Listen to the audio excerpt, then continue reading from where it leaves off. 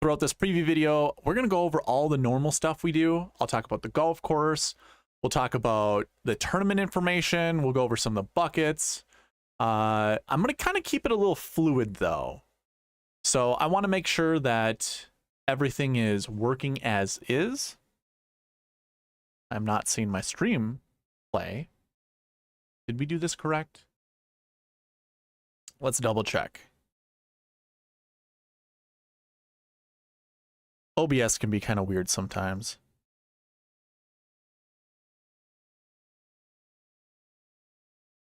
No, I'm not live. Well, Ryan McQueen's in the chat. Where is this video? Okay, I see me now. This is so stupid. Oh, so I had an OBS issue. So I had started it, and then my chat, like, because I get to see chat through OBS, it just disappeared. So I had to restart it. And when you restart it after you start a broadcast, because you gotta create a broadcast and you gotta hit, go live and all that stuff, it just didn't appear for me. So I just wanted to make sure I didn't have a second, like live broadcast going on. So I think we're good. We're good. Cool. All right. Let's get back to what I intend to cover in this video. Again, it's combining the preview and strategy video that I typically do. So we'll go over the buckets. We'll build some lineups at the end with the optimizer, and talk about everything else in between. So before we get into that, just a reminder, I like to do giveaways. I will be running a giveaway right after this, after I remind people of giveaways. We're going to do it in an opposite order. We're going to start with Prize Picks. I have an affiliation with Prize Picks, so if you sign up using the promo code SweetSpot and put at least 20 bucks in your account, I'm going to give you $20 back. That way I can reward you for using the promo code, and you get to play it for free. So if you put $20 in your account when you sign up, I give you that $20 back. You're going to get it for free, plus Prize Picks is going to match your deposit up to $100, so that 20 turns into 40. And it really just requires your initial sign-up information as well as that initial deposit. There's a link in the description below that'll get you straight to that sign-up page. Highly appreciate it if you use it.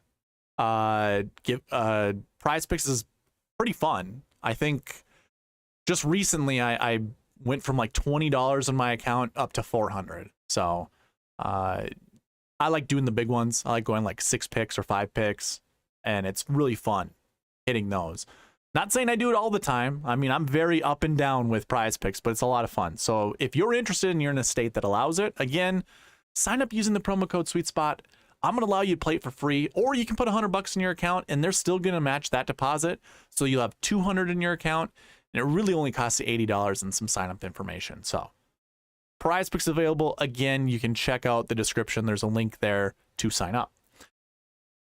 On to the subscriber giveaways, which I'll be running right after this. Once I remind you how this works, we'll run a giveaway for the Honda Classic. So the people that participated on all the videos I put out for the Honda Classic, we'll run that one here shortly.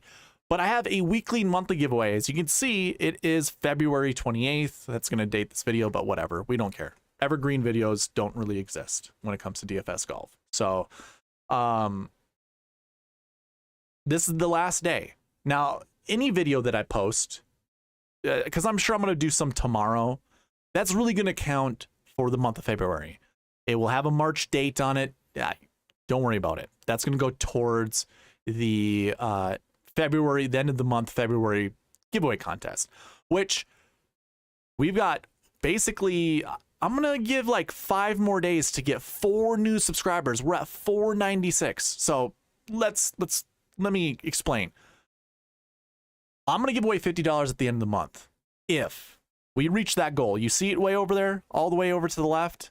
We're at 496 out of 500 subscribers. We just need 4 more, and I'm going to give away $50 for people who have participated on this channel for the last month.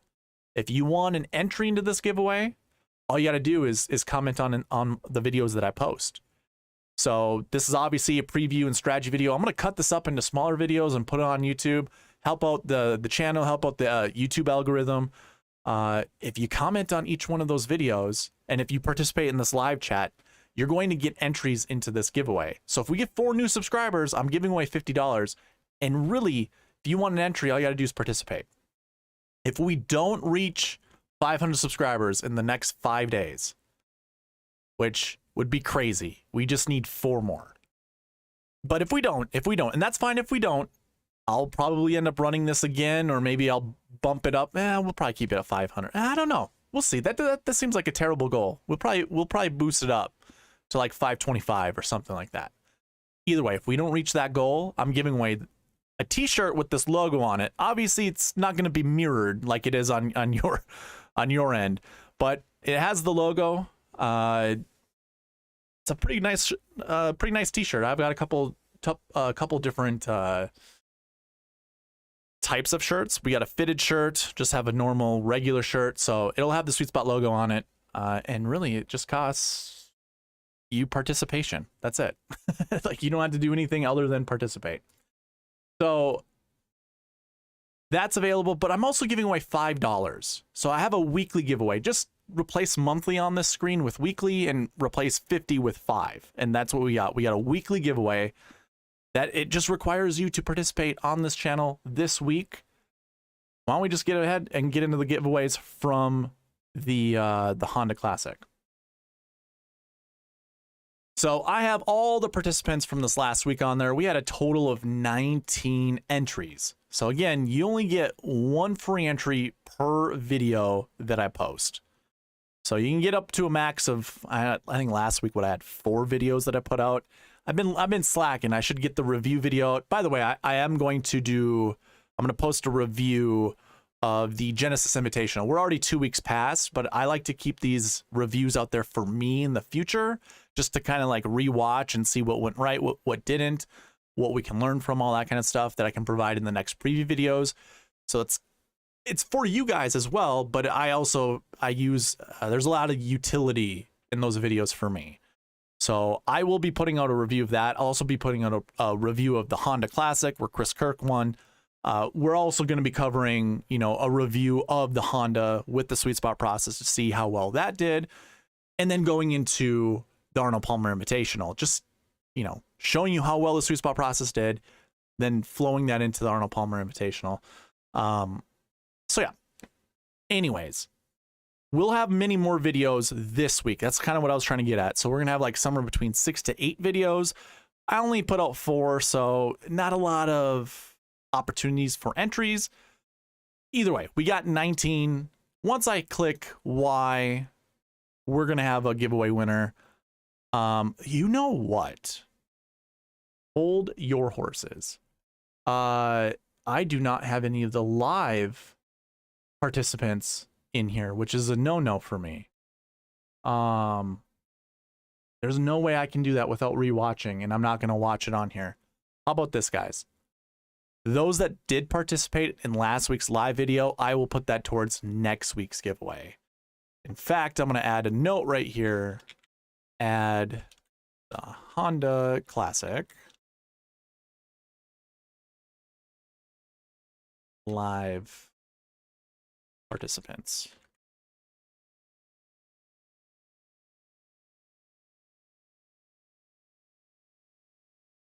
My apologies, guys.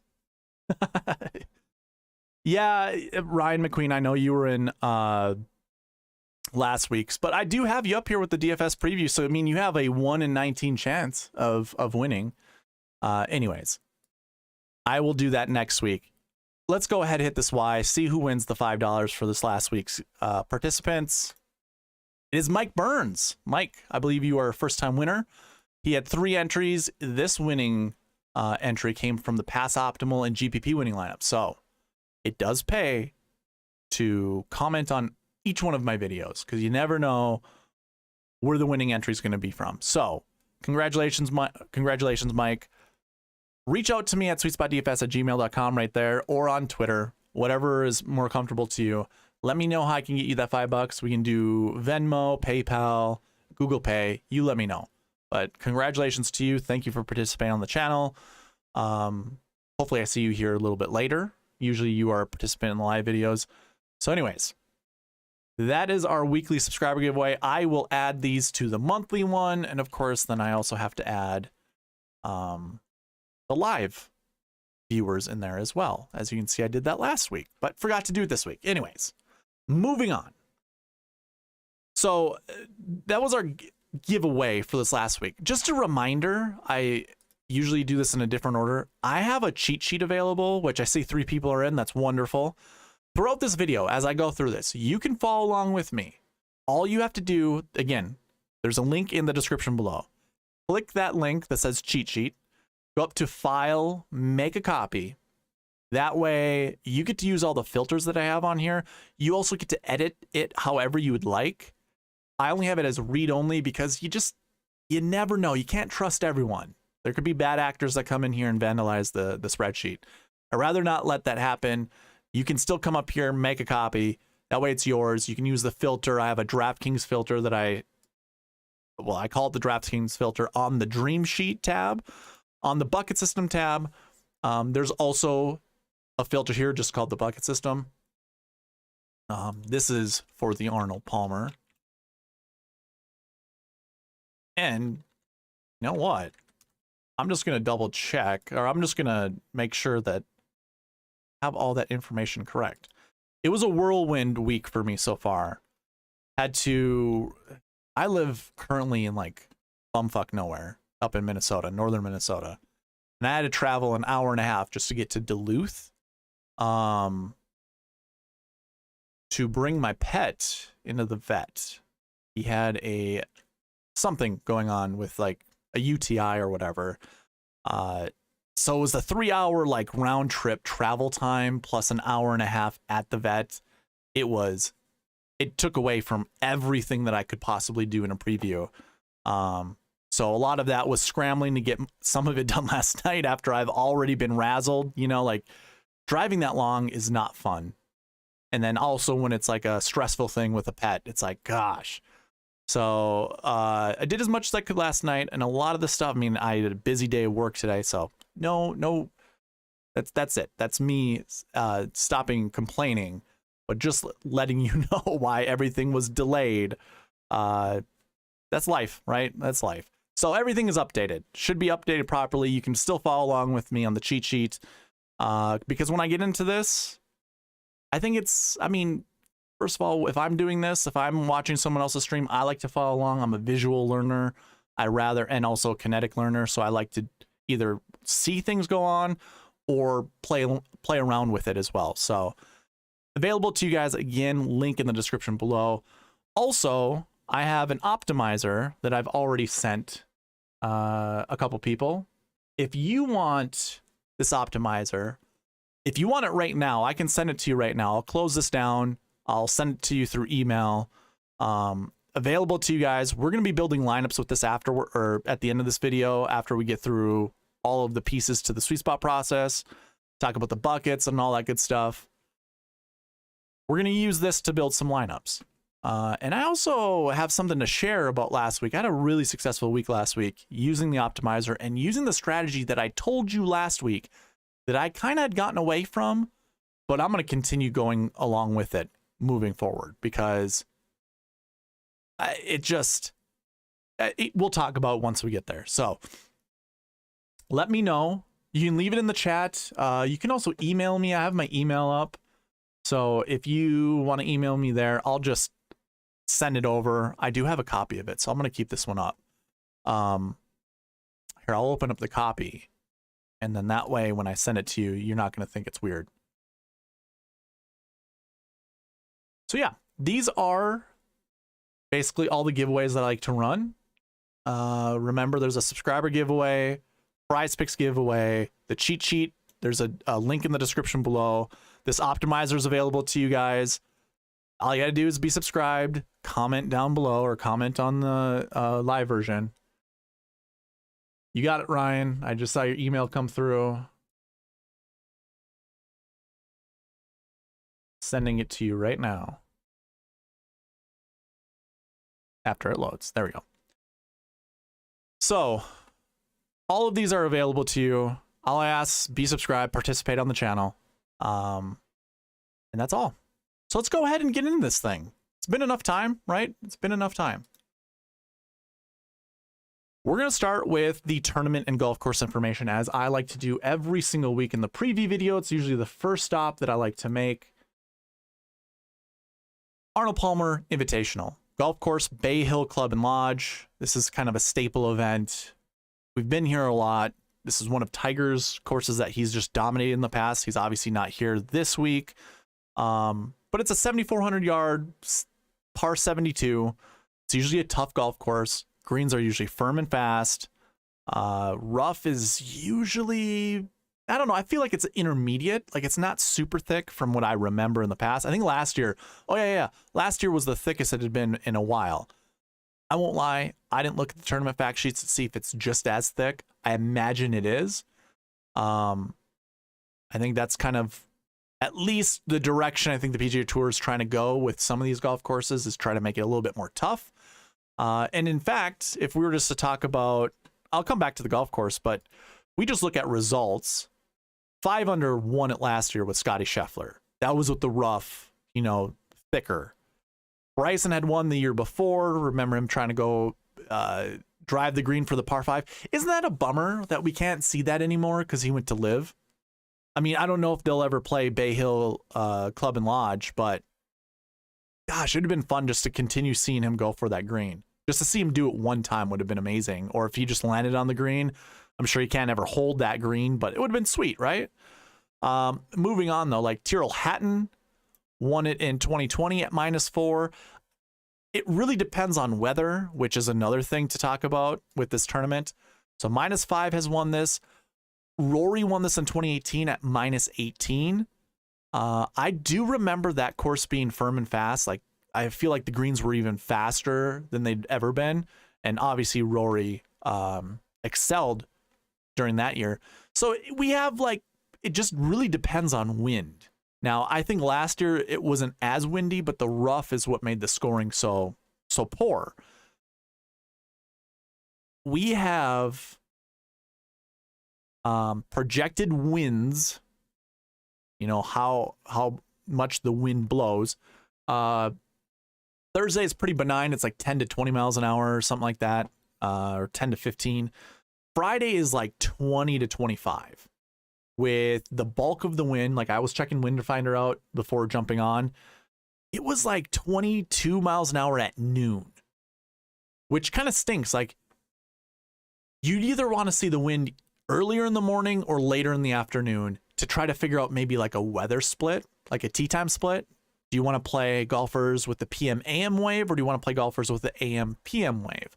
Now, if the wind is going to be exaggerated at one particular point in the day, so again, if it's Tuesday, so obviously things can change in the next couple of days.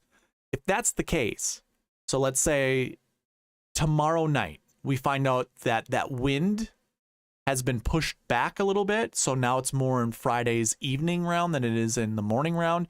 You definitely hammer the Thursday-Friday wave. If it's the opposite, then you do the opposite, obviously. So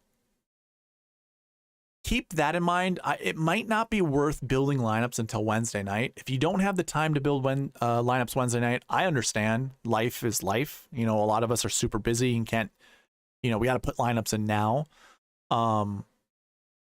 If that's the case, then I just strongly encourage you to, well, first of all, one of 3 things, really. Either stack your PM wave, your PM AM waves, or stack your AM PM waves, or just don't care about it. Those are like the 3 scenarios that I would go with. I don't know when noon is the highest mile per hour, because it's like 9 a.m. I think it was projected to have like 18 mile an hour winds. Noon was 22 mile an hour winds. 3 p.m. was like 19, and then 6 p.m. went down to 15. So it seems like, you know, depending on how long that round goes, I don't know if it's going to go all the way to 6 p.m., but there is the chance that one of these waves is just going to get the worst end of the draw. So always keep that in mind. Keep that in mind. Okay. Moving on. I should say, going back to the golf course. So that was the wind. We were just talking about the wind. Going back to the golf course. It's a tough golf course. And what you see on the screen are preferred shot shapes. Now, the preferred, they aren't necessarily necessary. Some of these holes, like hole 18, you've got water all on that right side of the green. When the Sunday pin is there, we all know the Sunday pin, just like at the Honda Classic, hole 18. It is tucked, you know, right where the water's present on both the front side of the green and on the side of the green, the right side of the green. So hitting a draw, like what Chris Kirk was doing on hole 18, he ended up winning the Honda Classic, obviously. But a guy who hits a draw that sweeps it out to the right and comes back in left, well, if it doesn't come back in left, that's, you know, an issue. It's going to be very hurtful when you hit the water, because you're going to have to drop so much further back than if, say, someone were to hit a fade and over-fading it, then his entry point is further up. So that's, like, to me, the difference between hitting a draw into the water and hitting a fade into the water is basically your drop point. Fade will always be better on a hole like hole 18 than a draw. Just about every single pin placement, even the pins that are on the left side of hole 18, I don't know how many times we've seen, like, I think it's a Saturday pin or maybe the Friday pin where it's back left. People hit the back end of that green and it funnels back onto the green. So even if you hit a fade and say it hits the rough on the left side of the green, chances are, now the rough will be thicker, so it might not really happen this way, but that ball can bounce out of the rough and just trickle onto the green and funnel down towards the hole. So I don't see a scenario where hole 18, a draw, is really ever beneficial unless the wind comes in from a specific angle. That's too hard to determine. The course is never going to move, so we can always forecast for what type of shot shape is preferred on the golf course every single day until wind is present and we know which way it's blowing from. But that is so hard to forecast. Like, we're just not going to do it. So anyways, that's what I have on here. And you can see it's a difference between draws and fades. I wouldn't say pretty even. It looks like a draw is way more preferred than a fade. Now, if we were to go and look at some of these results, Scheffler primarily hits a fade. Hatton hits a fade. Hovland hits a fade. Horschel hits a draw. Woodland hits a fade. Kirk hits a draw. I don't remember what Lucas Herbert does. I think he hits a draw. I think Taylor Gooch hits a draw. But Sam Burns hits a fade. I think Matt Fitzpatrick hits a draw. Keegan hits a draw. Bryson hits a draw. Westwood hits a fade. Connors hits a draw. I'm not sure about Putnam or Werenski. Spieth hits a draw. Bez hits a draw. Kirk hits a draw. Kokrak hits a draw. Zalatoris can shape it both ways, but his primary is a draw. So is Max Homa. Hatton hits a fade. Mark Leishman hits a fade. Sungjae hits a fade. DeChambeau hits a draw. Mitchell hits a fade. Damon hits a fade. Don't remember him, what Danny Lee does. McIlroy hits a draw. So it's like, it's going to be a mix. You know, obviously we've seen McIlroy win this. We've seen DeChambeau hit this. Win this. They both hit draws. Scheffler, Hatton, Francesco, Mark Leishman, they hit fades. Jason Day hits a draw. He won it in 2016. I can't remember what Every does. Obviously, Tiger won this in 2013. He shapes it both directions. So, honestly, like, you could say anyone I think anyone can do well at this golf course just because hole 18 says there's a fade, or let's say hole 6 there's a draw. It doesn't mean they can't hit a fade. Like, can't hit a fade on this hole. They can't hit a draw on this hole. It's just scoring opportunities become lesser on those holes because you can't get, you can't shape a shot into a tucked pin location or around a dog leg or anything like that. Hole 5 is the hole that Bryson has tried. He had tried to drive, 2 years ago or something like that. You need to hit a draw on that one. To get it, for Bryson to do it, to get closer to his target zone. But you can hit a fade on that hole. You're just going to be further back. It just, the whole premise of me bringing this up with preferred shot shapes is scoring opportunities. It isn't necessary. It's just preferred. Oh, what's going on, Chad? Thank you. that was kind of interesting. I knew after Friday I had a really good chance of winning the bagel contest, but obviously you just don't know. There were like 3 other people that got six through the cut. I was one of them. Ended up being Ruvi, who had 5 of 6 through the cut, but his 5 players were a bit more they were a bit more or let's say they were better than any 5 that I had, but I just had that 6th player that was able to get me additional points. So it was close. I was dreading a Benny and eagle putt, or an eagle on the last hole. I was just thankful he hit the water, but if he had birdied it, I still was going to win it. So just the fact that there was no eagle opportunity kind of sealed it for me, which was nice. And has put me up on the year. So we're back to in the green, or in the black, we should say, and have some playing money. Of course, that money actually just went to my vet visit, to be honest, Chad, which is that's how life works, right? Riding highs one day and then riding lows another day. So anyways, that is the tournament. Well, that's the course information. I haven't even talked about the tournament information. 120 golfers in this field. And I think we have this sorted by SweetSpot rank. Sure. Strength of field, 779. This is right up there with the Genesis that we just saw. I think that was also in the 700s. I think the Waste Management Phoenix Open, or the WM Phoenix Open, was 719. So if you're doing any kind of research or anything like that, if you have the capability of looking at strength of field, and this is like the old strength of field points, so I don't know really what websites are doing this anymore. I will continue to do this because it just makes more sense to me to do this than look at the current OWGR rating of like what 12.1 or whatever the heck it is. Just doesn't make any sense. I hate that rating. I know there's some people that like it, but when I get to compare 779 versus last week, the Honda Classic, which was like 170, you can really tell the disparity between the strength of field. Whereas like 12.1 versus 10, you're not really going to see, like, until you like put your, to me, it looks better this way. I like seeing a 600 point difference than like a 1.2 point difference, you know, because there's just no gravity with that. Anyways, if you can use that as research purposes, wonderful. If you can't, that's fine. It's not a big deal. Like I said, 120 people in the field. Getting 6 of 6 through the cut is theoretically easier because there are less golfers in the field, and there are some names you can just cross off. You know, like any of the people down here, anybody in the low 6. Well, I'm sorry, this isn't going by salaries, but anybody in the low 6K range, you probably can just cross off. You can also, you know, play some lotto tickets down here, because like Kevin Streelman, by the way, not a terrible golfer. You certainly can play him.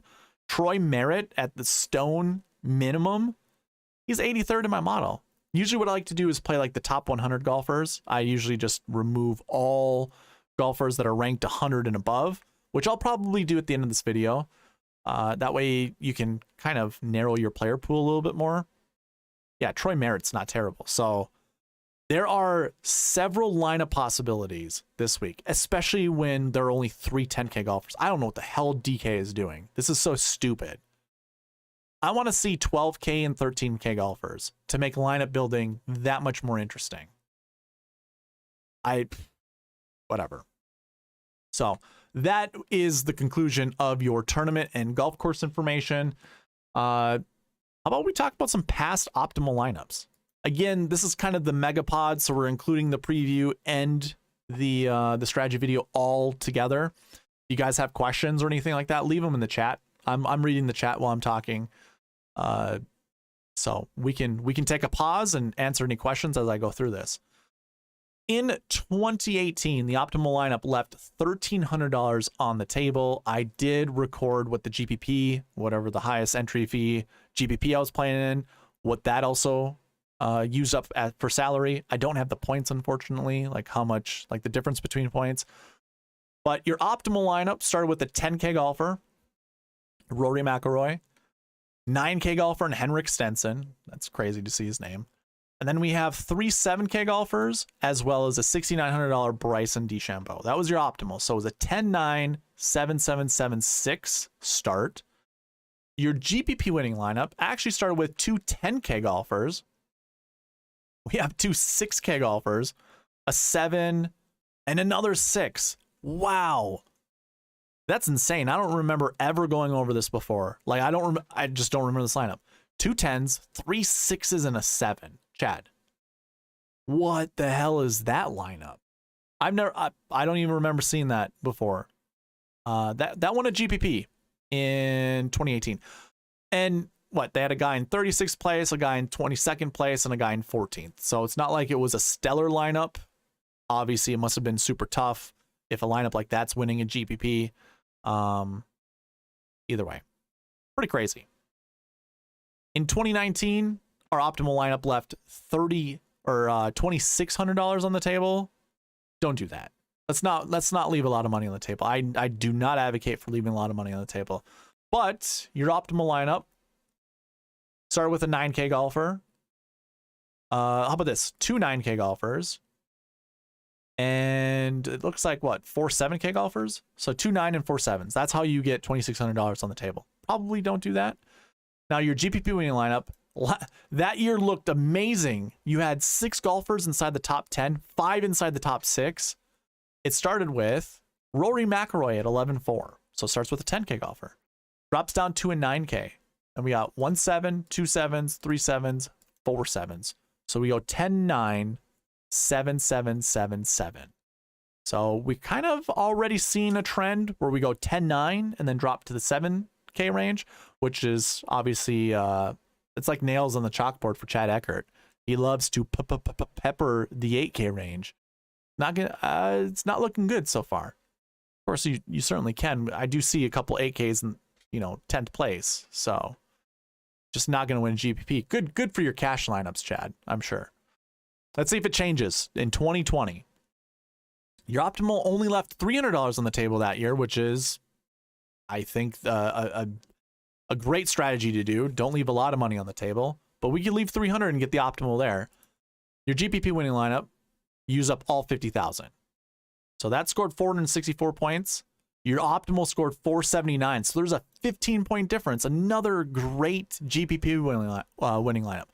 Your optimal that year would have started with 3 8K golfers. So, oh shoot. There we go. Already proving me wrong, Chad. Already proving me wrong. 3 8K golfers. I spoke too soon. 3 8K golfers, a 6, 7, and a 9. So it starts with a 9, 3 8s, a 7, and a 6. I think that was a lineup you were just saying in the Fantasy Golf Pod last week. I think you said something like that, or maybe it was the week before. A 9, 3 8s, a 7, and a 6. Might throw up. I might have to just stop the stream for a little bit, kind of assess my situation, and move on. Is that actually the optimal? I'm not getting the same price point. That does not equal 49,700. I'm wondering, I didn't select anything wrong, right? No, that's 48,900. I wonder where the hell that came from. Did we score those points though? Let's see, 95, 79. Whoa. Fact checking myself. That's 479. Yep, that's the optimal. So it left $1,100 on the table. I lied. I fibbed. Your GPP winning lineup did start with Rory once again, $11,000. Then we go to 2 8K golfers, 2 7K golfers, and a 6K. Now that's more my alley. So that's a 10 8 8 7 7 6. So it's almost starting with the 10 9 8 7 7 6 approach. Just make one substitution. You go from a 9 down to another 8. Works out. I wonder where I got the 49.7 earlier. Usually, like I'm before I had a spreadsheet or an optimizer to build me the optimal lineup after a tournament's been done, I kind of had to eyeball it. So I'm wondering how that started. Because it's like you have 8 8 9. You can't include a 10K that way. It wouldn't have been anything like that. I don't know. I'm not going to waste your time trying to figure it out. So interesting though. 48,000. So you left $1,100 on the table. I have to take back the 300. Man, optimals are just leaving a lot of money on the table. In 2021, we left $2,000 on the table. Your GPP winning lineup left $0 on the table. So there's a trend there. Your GPP winning lineup is leaving $0 on the table. And then I have a more realistic optimal. So the optimal starts with Bryson at 11,000. We kind of all knew he was going to win that year, right? Kind of writing was on the wall. So that was at 10. Then you went down to Jordan Spieth at 9K. And then we had 3 7s and a 6. That's what made up the optimal lineup. Richie Werenski, $6,100. That's insane. Could probably just go right to Christian Bezuidenhout that, well, he scored 15 less points than Richie Werenski. So probably not. Never mind. But I guess you could have, because I guarantee you the GPP winning lineup didn't score that close to the optimal. In fact, the optimal scored 573.5.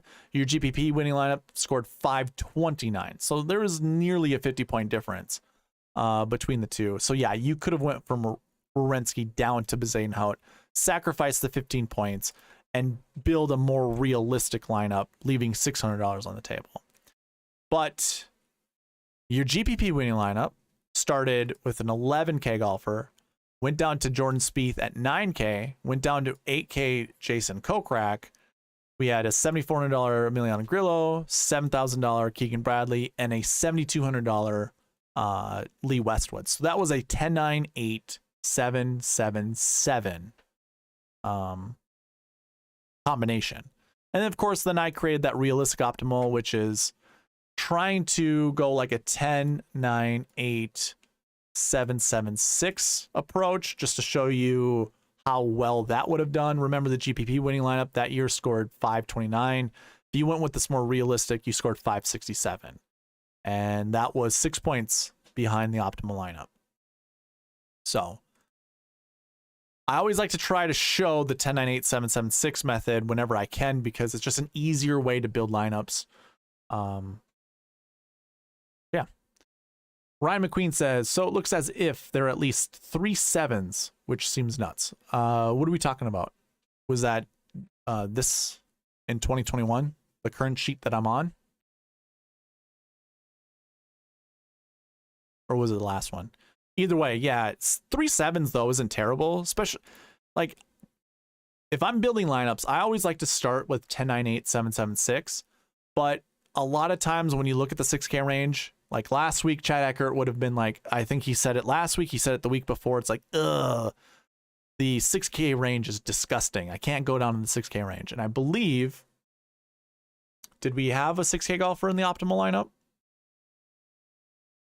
Yeah, Ben Martin and Eric Cole. So like, you had a ton of 6K golfers at the Honda Classic. I would just say never, ever, ever, ever do the Chris Jericho, ever disregard the 6K range. It's how you're going to win GPPs all the time. Okay. Yeah, Ryan, I got you. I thought so. Like, when I'm streaming, a lot of times my short-term memory just goes out the window. So I forget like what I just talked about 2 seconds ago. It's like, maybe we call this streamer brain. I don't know. In 2022 at the Arnold Palmer Invitational, our optimal lineup left $300 on the table. And that consisted of Scotty Scheffler at 10K, 9K Tyrrell Hatton, 8K Billy Horschel, 7K Gary Woodland, $6,400 Chad Eckert's hero Lucas Herbert, and then $6,700 Beau Hosler. That scored 525 points. Your GPP winning lineup scored 502.5 points, so 20 points, 23 points behind the optimal, which is pretty darn good. It's very close. Left $400 on the table. A lot of the same golfers, so Scheffler at 10, Horschel at 8, Hatton at 9, Kirk at 7, Hosler at 6,700, and then we scroll down a little bit to get to Pat Perez, the party crasher, another 6K golfer. So 2 6s in that lineup. 2 6s, 7, 9, 10. Oh, sorry, N and 8. So 10, 9, 8, 7, 6, 6, which is a pretty common. It's I think it's like either the second or the third most common GPP winning lineup or optimal lineup. It's one of the two. So I think that's kind of I don't see a scenario where I probably don't shy away from the 10, 9, 8, 7, 7, 6 approach. I think 10, 9, 8, 7, 7, 7 is definitely a possibility. Maybe I should rank order these. I think from what I've seen, just going over this, I think starting 10, 9, 8, 7, 7, 7 is probably my first priority. And then the second one would be 10, 9, 8, 7, 7, 6 would be my second. And my third would be 10, 9, 8, or yeah, 10, 9, 8, 7, 6, 6. I think those are like my top three. And really close behind that is either going 10, 9, 4 7s or going 10, 8, 8, 3 7s, something like that. But I don't know if I'm really going to shy away from using a 10K golfer this week. I will talk about my strategy that I deployed last week that I've done in the past that's been really successful. Last week it was successful for me again. I'll do that towards the end of this video when I get into more of the strategy portion of it. Never listen to me. I don't know about that, Chad. You bring up some good points and some very interesting points worth absolutely talking about and absolutely conversing about. So don't sell yourself short, buddy. Yeah, so Ryan, like even if we go back to Ryan says with a loaded field this week, I think the 6Ks will make it or break it. In a major field, if we're talking the Masters, we're talking the US Open, we're talking PGA Championship, anything where the strength of field is over 700, I feel like it's almost guaranteed that a 6K golfer will be in the optimal lineup. Now, that's not to say like we just went over every single year and all but this in 2022 did we leave more than like $1,000 on the table, which was including a 6K golfer. Now we saw a lot of the GPP winning lineups. They included 6K golfers.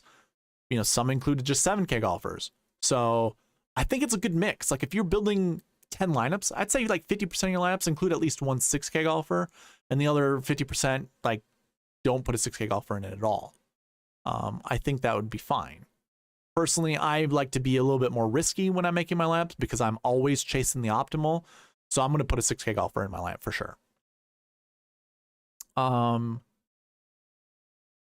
Chad.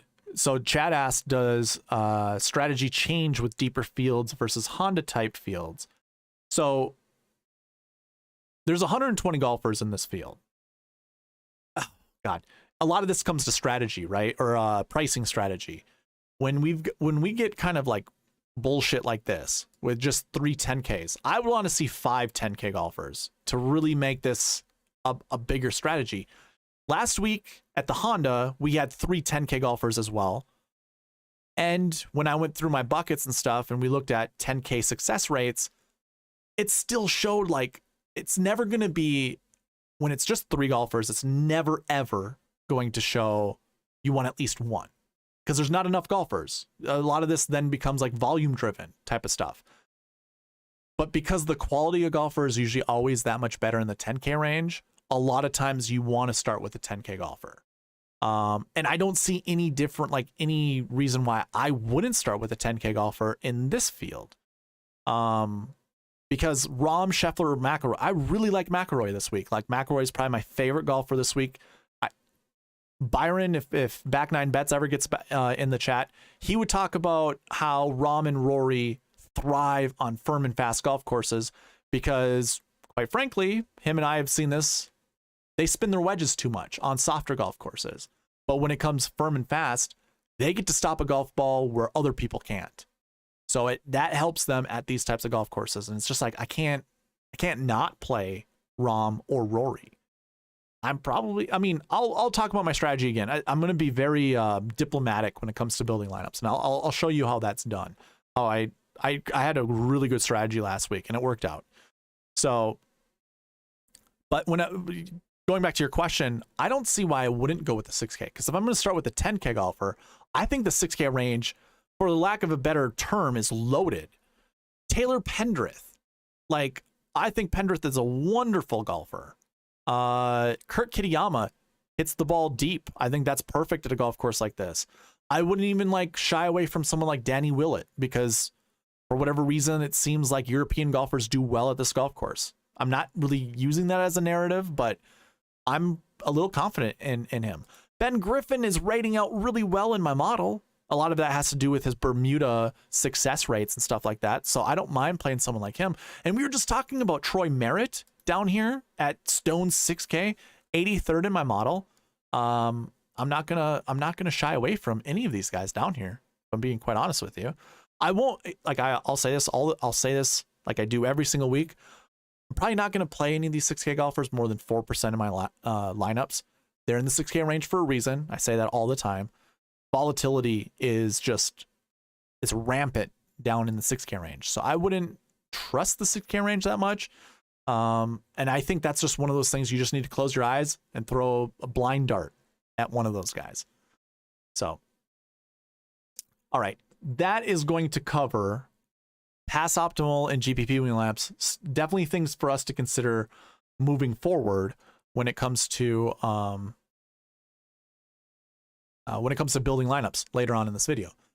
I want to go to the Honda Classic and do a quick review of that, just to show you how well the buckets did. That way, when we get into the bucket system for this next, or for the Arnold Palmer, you're going to have a little bit more confidence considering using the bucket system to build your lineups. So one thing I want you to always note is this column here when we go through this. I'm actually just going to cruise through this. Y's indicate that the bucket was a success. The projections, I should say, the projections I had for the buckets were a success. N's would indicate it was not successful. Now, I also always build a SweetSpot optimal that follows the buckets completely, just to show you if you did follow it, regardless of if the buckets succeeded, like, you know, just they were successful with my projections. I want you to see how well it would have done against the GPP winner, and how close it was to the optimal. So 32 out of 36 buckets were successful. So all the projections I had were, you know, it was pretty good. One of the weaker success rates for me when it comes to the bucket system. So I think the worst I've ever seen was 31 out of 36. So this is really close to that. 4 buckets failed.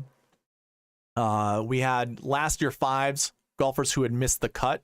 0 showed up inside the top 10, which that's what I'm showing right here. And then that obviously 0 showed up in the optimal lineup. You had most of your golfers not playing the year before or finishing in the top 40. Obviously, the top 20 was a very a good indicator for success there. Our next bucket that failed was last week 2s. I had somewhere between 0 to... Okay, hold on. This actually succeeded. I haven't written it in here yet.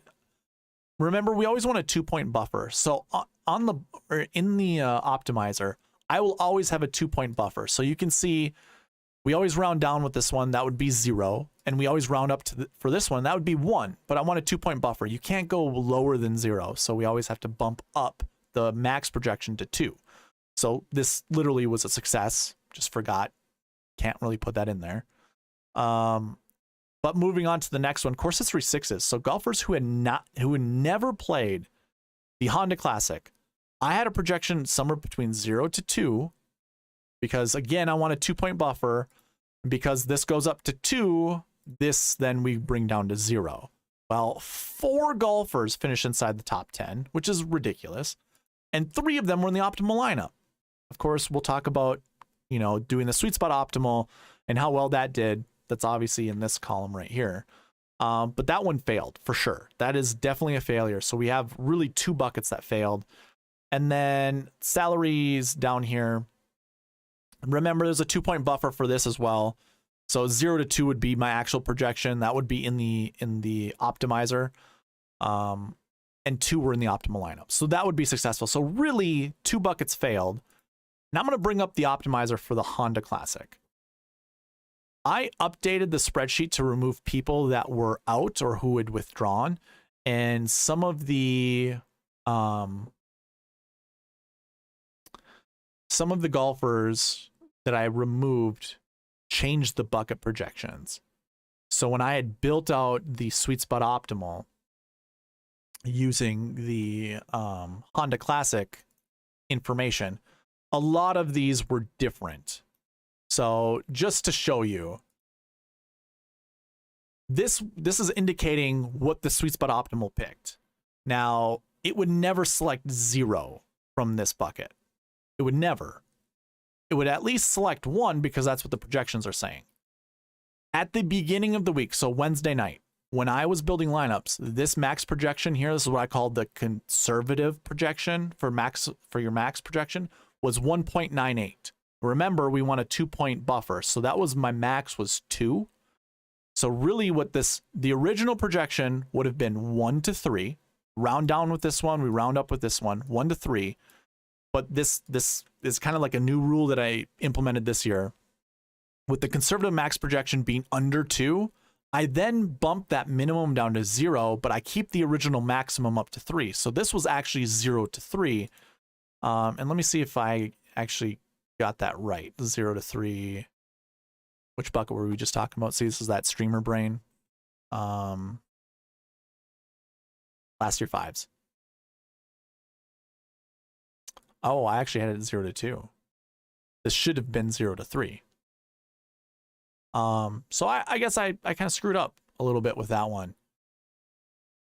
Either way, if you use the optimizer how I had it, I built a SweetSpot Optimal that went with it.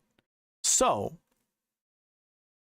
reviewing the optimal versus the GPP last week, your optimal left $4,300 on the table. That's insane. We never, ever, ever, ever advocate for something like that. Don't leave that much money on the table. That's insane. But it included all of your top, basically 6 golfers in the tournament. Chris Kirk at $9,900, Eric Cole at $69, Tyler Duncan at $66, Ryan Gerard at $62, Sepp Straka, which, you know, we all thought couldn't repeat a good success, like a successful week at the Honda. He finished 5th. He's your defending champion. And then Justin Suh at $7,600. Your GPP winning lineup went $9,900 with Chris Kirk, $6,900 with Eric Cole, $7,600 with Justin Suh, $10,400 with Shane Lowry, $7,300 Brendan Wu, $7,600 Benny Ann. Now, if you use the optimizer, by the way, before I get in the optimizer, your optimal lineup scored 615.5 points. Your GPP winning lineup scored 565.5. So there was a 50-point difference between the two. Your SweetSpot Optimal, following all the bucket conditionals that I had in the optimizer, so if you didn't change that and you were building lineups, started with 10K golfer in Shane Lowry, 9K golfer in Chris Kirk, 8K golfer in Sepp Straka, 7K golfer in Ben Taylor, and then we've got two $6,900 golfers in Eric Cole and Ben Martin. That scored 591.5 points, and it left $200 on the table. So that was 30 points clear of the GPP winning lineup, and it was 20 points, 24 points behind the optimal lineup. So we would have waxed the GPP winning lineup had we obviously went with these golfers, which we didn't. But we still did have a good week, so it was good. Let me catch up with chat here. Joanne says, you're going to have a 10K golfer in your lineup this week. I don't disagree. Ryan McQueen goes, yep, hence why it is important for tourneys to get a solid player pool thanks to the bucket system and mix and match those 6K guys into your pool. 1000% agree. Rory, yes, sir. Would love to see Rom versus Homa round 2. That would be interesting. I kind of like Homa this week. Homa is just like a solid golfer. Someone I could not stand to play the last couple years, but it's like once he kind of, well, obviously he's been successful, so that helps. It's like, dude, the guy's golf game is so solid. Ryan McQueen, good luck, sir. Thanks for stopping by.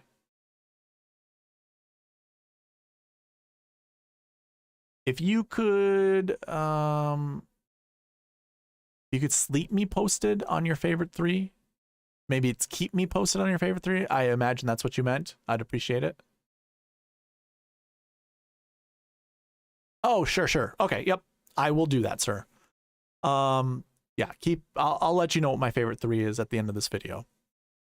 Okay, so as you can see, following the bucket system for the Honda Classic, that would have worked out really well. And that's what we're obviously going to talk about here. Now, for the people in the chat, I've been torn in doing this because we're going to jump into the bucket system now. Would you want me to go through all the buckets like I typically do during the preview? It usually lasts about an hour to go through all the buckets. Or would you want me to do kind of a fast version of it? Usually what I would do, just to give you how I would typically do this.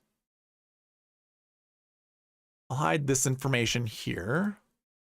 Just keep it like this. So if you were following along with me on the cheat sheet, this is where you'd go into the bucket system at the bottom tab, that second tab, go up to the filter and go down to the bucket system. Now, typically what I do in these preview videos is I would just filter out and just go last year. And we talk about each of these buckets individually. We go through the projections and then we go right into the DK page and we sort out by each bucket, talk about some of these golfers, who you might want to choose or whatever. We can talk about this if you guys want to. I mean, I have, I think 7 people in the chat right now. We can go over this if you would like, or we could just jump into like the anchor buckets, which will drastically decrease the time. We'll cover 2 things at the same time. Up to you guys though. I don't care one way or the other. I think if we just do like the anchor buckets, then we can kind of get into building lineups sooner. If not, I can go bucket by bucket and talk about some of these golfers, like, you know, and go over the projections. I'll give you like 10 more seconds to for someone to provide something in the chat. Does not matter to me.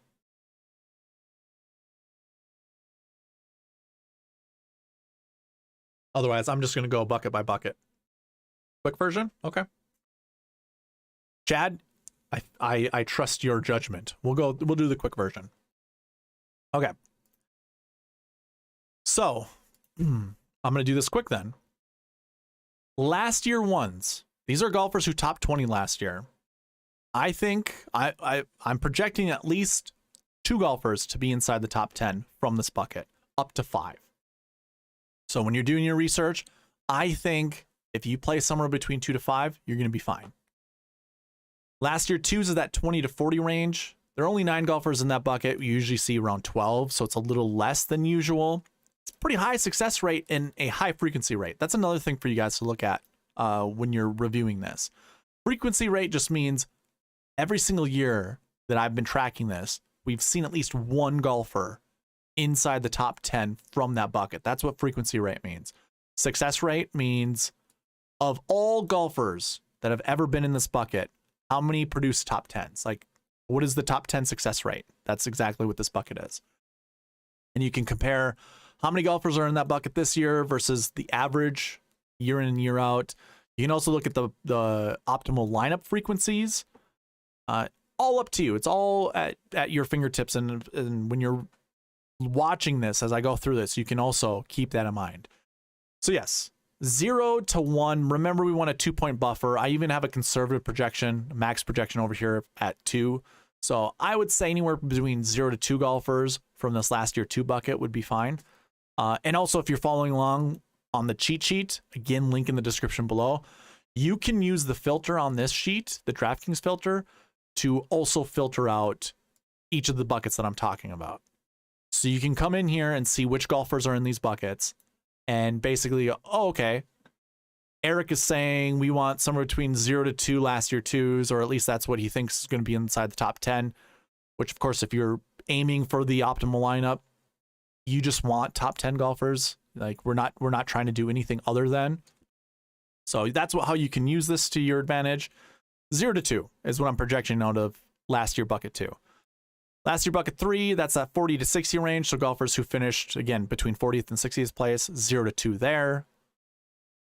0 to 2 last year, 4s. We do have 7 in that bucket this year where we normally see 6, but it's such a low forming bucket that I could ignore it completely. I don't know which golfers are in it, but I don't necessarily care. Last year 5s, 0 to 2 out of that bucket. And last year 6s, somewhere between 1 to 3. Now, this 3 is an even number, but I already checked it. When I open it up to the decimal points, it's actually above 3, which means we round up to 4. So technically, this is 1 to 4. Now, the conservative max projection is 3. I would probably feel more comfortable somewhere between 1 to 3. Just to give you a heads up, we have seen up to 4 golfers in the optimal lineup from this bucket. So kind of goes hand in hand with the max projection. So keep that in mind. Let's move on to the last week buckets and go through the projections there. Golfers who topped 20 last week at the Honda Classic. We're looking somewhere between 0 to 2 golfers from that bucket. Normally we see 13. We only have 11 this week. And it's not a high strength of field. Like the golfers in this bucket don't represent a very good strength of field point total. That goes into the projections. 0 to 2, I think, is pretty comfortable with 11. And some of these guys, like Eric Cole is in this event. Do we think he, can he match his performance from last week to a tougher golf course? Well, actually, they're both tough. Bay Hill and PGA National, no slouches. They're tough golf courses. So maybe he can. Either way, my projection is 0 to 2.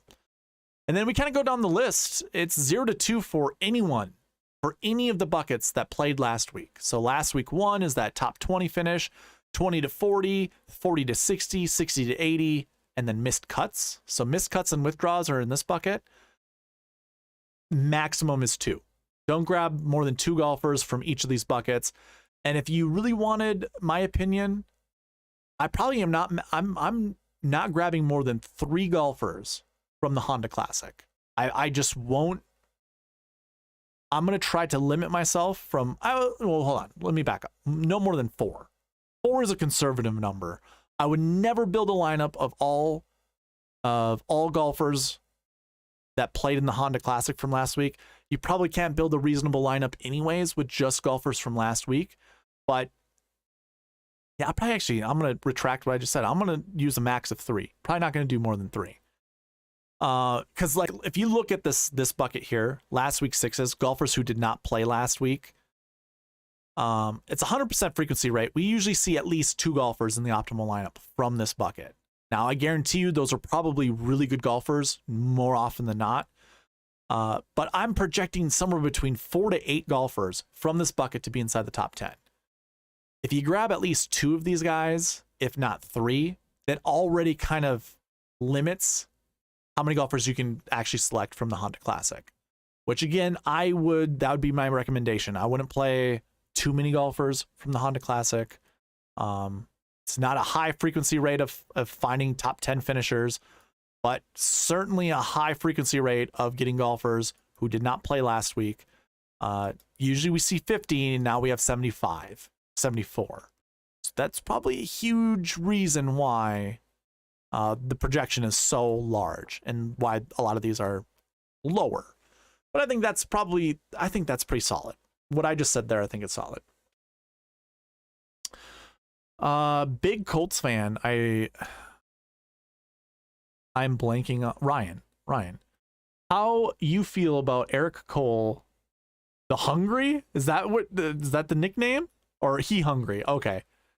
Yeah, I don't know, man. That was a tough test for him last week. I don't know if that's going to drain his energy or if that's going to benefit him. Maybe he got hardened because of that. I don't know. Little less, or there's less water, so you think it's a little easier. I don't know. Wind is going to be a huge factor. Last week there was no wind at the Honda Classic, so wind is definitely going to play. Wind is the worst element that a golfer can face. So even if there's less water, wind can put you in some weird situations, and some bad lies. I would actually choose more water than wind at any golf course. But once you include wind, it gets dicey fast. Moving on to our course history buckets. Course history 1. These are golfers who have top 20 finishes. Like their average finish at this course. Better than 20th place. That's what includes in course history 1. And I'm projecting somewhere between 1 to 3. Finishing inside the top 10. We usually see 11 per year. We have 9 this year. A lot of strength of field points go towards it, 26% of the field. And we usually see at least one of these golfers inside the top 10 every single year. Also inside the optimal lineup every single year. So when you hear those podcasts saying course history is pretty sticky at this event, here's further proof. Not only you're getting kind of surface level analysis that way, I'm providing more deeper optimal lineup and top 10 frequencies. It goes hand in hand. Also to go along with that is your course history 2 bucket. 1 to 4 is what I'm projecting to be inside the top 10 there. We have 28 this year, where we normally see 22. And we usually see at least 1 inside the top 10. But not at least 1 inside the optimal lineup. That actually has a 60% frequency rate. So it's not for certain that you're going to get an optimal lineup golfer from this bucket. But I think if you were just to use this, if you were to choose at least 1 golfer from this bucket, I think it's going to be fine. Because the top 10 frequency rate is kind of what I'm banking on. The next couple buckets are 0 to 2. So basically any course history that isn't the best course history. You want 0 to 2 from each of those buckets. And then followed up with no course history. Believe it or not, 75% frequency rate of having a golfer from this bucket inside the top 10. And also an 80% frequency rate of being in the optimal lineup. So golfers who have never played this course before, don't shy away from them. Now, I would say maybe just play 1, maybe at most. Hard to tell what these golfers are by just seeing this kind of from a surface level standpoint. If we were to dig into it and see which golfers were actually there, I think we're going to see Tyrrell Hatton. I think the year he won, he didn't have course history. Let me double check. So like Lucas Herbert in 2022 did not have course history. In 2021, I don't know if that's right. Is that the first time Jordan Spieth's ever played? Arnold Palmer. My data goes back to 2013. So I believe he was a rookie in 2015. Maybe last year was his first year. So, I mean, high quality golfer, that's included in that bucket. I don't have anyone in 2020, so that's where it would have failed. European golfer in Rafa. Rookie, I believe, in Sungjae that year. Keith Mitchell, Matt Wallace, another European in Wallace. Keith Mitchell, I don't know if that was his rookie year. It was one of his first couple years. Nothing in 2018. And then Tyrrell Hatton in 2017. So his 4th place finish. So just to give you a heads up, it's probably it's mostly European golfers that make up that bucket, like top 10 finishes in this course history 6 bucket. So keep that in mind. Moving on to the recent form buckets. So this is basically telling you if golfers have good recent form versus bad, how many you want to play from each of these buckets. It's pretty heavily tipped towards the better recent form that you're playing, the higher success rate. We're going to have a golfer inside the top 10. 100% frequency rate of golfers coming in with the best recent form to have at least 1 golfer from that bucket be inside the top 10. We've had a max up to 3, and I'm projecting anywhere between 1 to 3 to be inside the top 10. 100% frequency rate, 60% frequency rate in the optimal lineup. So keep that in mind, because like Jon Rahm would be in this bucket right now. There's no saying that he's going to be in the optimal lineup. He would probably have to win the tournament in order to be in the optimal or be in a top 3. So can't, really include him. Well, no. That's not what I mean. Be cautious, I guess, with that bucket. It does say 100% frequency rate. Jon Rahm could finish inside the top 10, finish 9th place. Same with Rory. He could finish 9th place and not be in the optimal, and maybe not even be in the GPP winning lineup. Could be a balanced build. So just keep that in mind. I don't know. Let's take a look. I want to see which golfers are actually in that bucket before I say anything worse about it. Rahm, Scheffler, Rory. Yeah, okay. So we know one of these guys is going to be inside the top 10, right? It's got to be. Yeah, just giving you more confidence to play one of those guys, basically. That was course history. I meant to look at recent form. Let's do that again. We have Rahm, Scheffler once again, and then a slew of 9K golfers. I think we're going to see one guy from here. Even Seamus Power, I think, would have a pretty decent success rate, or a success at this golf course. Definitely has the possibility to. Okay, so recent form 2, I'm looking at somewhere between 2 to 4 just from the original projection, but because this max isn't over 3, this rounds up to 3, which bumps down the minimum to 1. Weird rules, I understand, but because this isn't over 3, I just naturally bring the minimum down to 1, and so now this reads 1 to 4 is what I'm projecting to be inside the top 10 for recent form 2s. I imagine Rory's in that bucket. Yeah, of course. Yep. Okay. Yeah, and a bunch of good golfers in this bucket. Okay. So recent form 3s, same thing, 1 to 3 there, and then 0 to 2 with the rest of the buckets. Definitely want good recent form. Frequency rates for these bottom 2 buckets, not super great, so I would avoid people who, well, I mean, we have 8 golfers in these 2 buckets combined. I think you could probably avoid these guys pretty easily. It's including golfers who've not been on the PGA Tour this year. That's basically what this bucket 6 is. They haven't played in the last 7 weeks, or last 7 weeks. So you probably ignore those guys and be okay with it. But that's going to conclude the recent form buckets. I see no questions. Moving on, we're going to talk about salaries. So we kind of already went through the pass optimal lineup and GPP winning lineups. Now we're going to talk about, what the projections are from each of the salary ranges. So we already talked about how a 10-9-8 is a pretty good start, and maybe 3 7s or 2 7s and a 6, something like that. Kind of goes hand in hand. 0 to 2 is what we're projecting to be inside the top 10. That's because there's only 3 golfers in that bucket. Well, I already talked about how I don't like the salary structure that DK is kind of deploying, making it really soft pricing. I don't know if it really benefits me. Obviously, I did well last week, so I guess the jury's out for me as to if I really truly hate it. But when there's only 3, that doesn't really give this that high of a success rate, like that high of a projection. But our best golfers are in the 10K range. And there's a 100% frequency rate of at least producing 1 golfer from this range inside the top 10. Not so much when it comes to optimal lineups. So if we're thinking about pairing 2 guys up together, we're probably not going to get the optimal lineup that way. Despite how soft pricing is, where you could probably put 2 10K golfers together, probably not ideal. Going to like 9K golfers, somewhere between 1 to 3 seems to be pretty solid. 100% frequency rate there, at least 1 to be inside the top 10.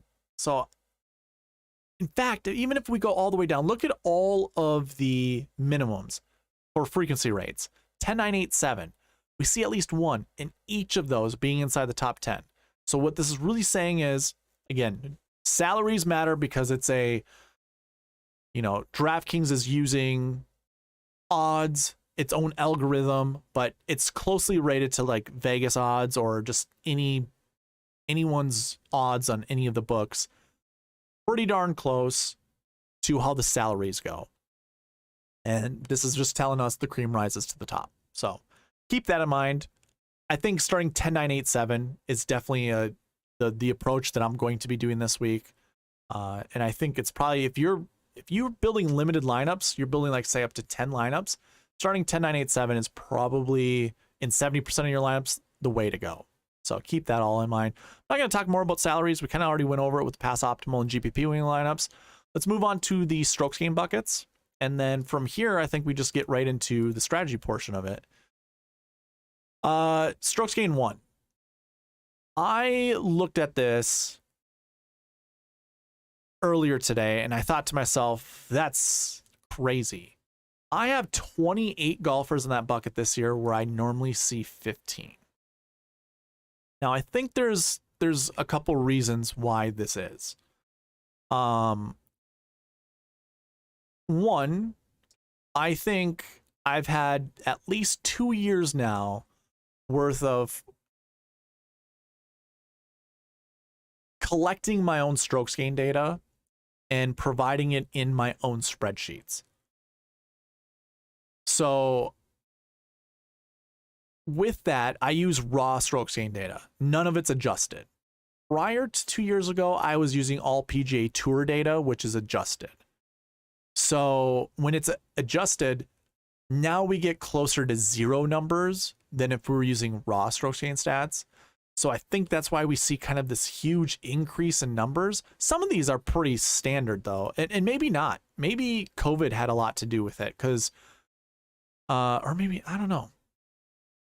Usually we see, what, 10 to 11 golfers who have zero strokes gain data, where we only have one this year. That doesn't seem, I mean, all these numbers are pretty darn similar, except for this one.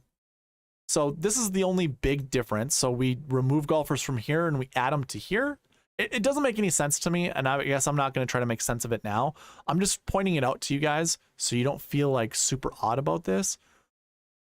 But with that being said, I'm projecting somewhere between 3 to 6 golfers to be inside the top 10 in the strokes gain 1 bucket, which means all stats are positive over the last year. That makes sense, right? These are your best golfers. Yeah, I don't have an issue with that, especially when there's 28 of them. We're already making a high quality, basically what we're doing is we're making a high quality bucket, a volume bucket to go along with it, meaning there's just that many more really good golfers in this bucket. Of course, we're going to find most of our projections going towards this bucket to be inside the top 10. So I don't know if you can actually get more than 3 or 4 golfers in your lineup from this bucket. So even though the max projection says 6, it might be difficult to have more than 3. So just keep that in mind. And the rest of the buckets are 0 to 2. So do with that as you will. Obviously, this bucket down here, there's only 1 golfer in it. Obviously, it's going to be 1, 0 to 1. But yeah, the rest of the projections are going to be 0 to 2. So, Chad, that was my quick version of that. I don't know if you're still in the chat, but yeah, we went over that pretty fast, comparatively, relative to how I typically do it. So that covers all the buckets. Now, what I'm going to do from here is actually just bump into the next portion of this and go into the anchor buckets, since we're already here, and we'll talk about golfers from the anchor buckets. So what I would do, if you're following along with me on the cheat sheet, again, cheat sheet's available in the description below. There's a link to it. Once you go there, I'll pull it up for you. Just go up to the file menu, scroll down, make a copy. That way you can use the filters that I'm going to be putting onto this spreadsheet. And the conditionals, basically. So first thing I want you to do is go under max projection. After you select the bucket system as your filter, go to max projection, filter by condition, and we're going to go greater than or equal to 2. And that's already going to remove a bunch of buckets from the list. The second thing I want you to do, in order for it to be an anchor bucket, we need to narrow down our player pools from each of these buckets. So what I would say is filter by condition here, and we're going to go less than or equal to 30. And that narrows it down even more. We actually have 3 buckets that have 28 golfers in them each. And I could actually remove those, but we might as well just keep it up like this. So when it comes to anchor buckets, to me, this is the easiest way to select at least 1 golfer to anchor your lineups around, if not more. So when we look at this last year 1 bucket, there are only 22 golfers in it, but the projection's 2 to 5. So let's take a look at the golfers in this bucket.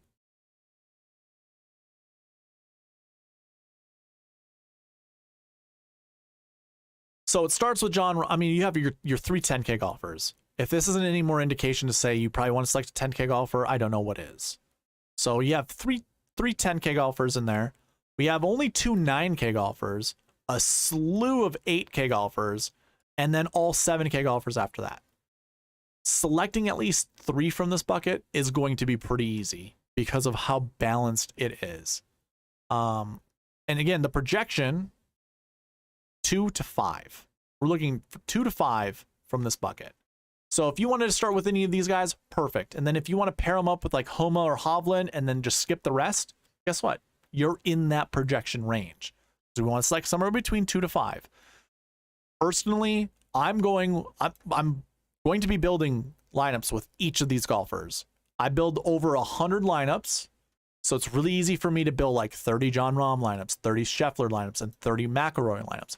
Where if you're only building like somewhere between 3 to 10 lineups, probably a little bit more challenging for you. But I don't think you shy away from grabbing at least one 10K golfer. I really don't. And then moving on from there, we've got Homa, Hovland. I don't really care for, like, I'm not anchoring around either of those two guys. And I'm probably not anchoring around any of these guys down here, but, well, I say that because I use the optimizer to do this for me. So you can see my last year 1 bucket right here. I have the conditionals in here 2 to 5. So I'm already going to make the optimizer select somewhere between 2 to 5 golfers from that bucket. And of course I can myself anchor some of these guys into my optimizer, but I'll just let it do it itself. I don't need to kind of force it in.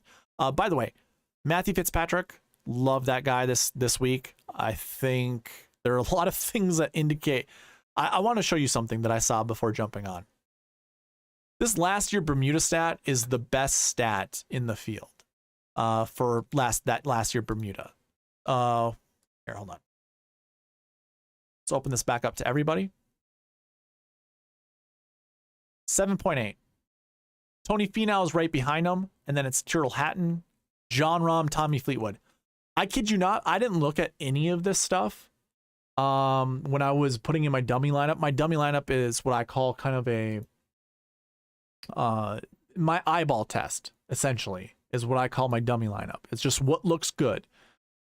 Now, I don't have Jon Rahm in my lineup. I instead have Rory McIlroy, which is a little bit down here. But my dummy lineup right now has Rory, Tyrrell Hatton, Tommy Fleetwood. I honestly thought I had Fitzpatrick in it, but I guess I don't. We've got McIlroy, Jason Day, Tyrrell Hatton, Justin Rose, Fleetwood, and Aaron Wise. So that was my eyeball test. Well, we got Fleetwood there. We've got Tyrrell Hatton here. Again, I don't have, so I went here, McIlroy. There's Aaron Wise. I need Justin Rose and Jason Day. Do we have Jason Day up here at all? Probably not.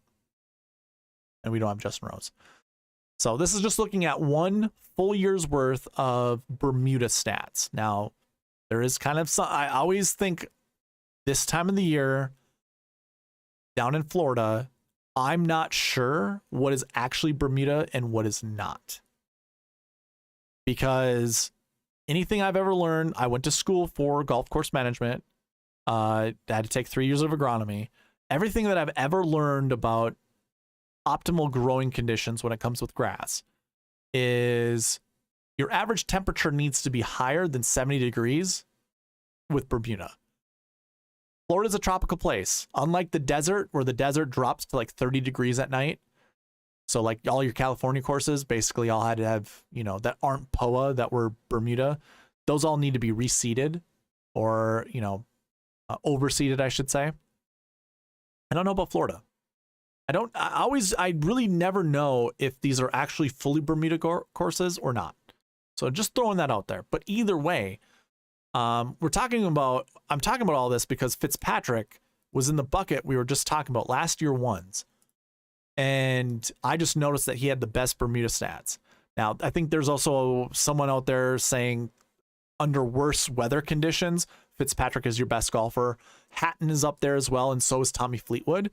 Well, shoot, like all 3 of those golfers are also in that last year 1 bucket. So if you're going to anchor around these guys, again, we want somewhere between 2 to 5, and we have 3 guys that are really good on Bermuda, really good in windy conditions, all in this bucket. Are these the 3 guys that we build our lineups around? Chad, and that's what I would say too. I would imagine that this is a lot like Bent. I mean, it's still like, because we're going to have the Valspar in a couple weeks, 3 weeks or something like that. That's always overseeded. I don't know exactly.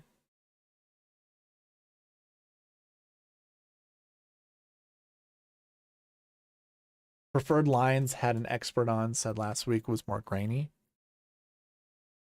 Like the Bermuda was more grainy. Is that what we're talking about?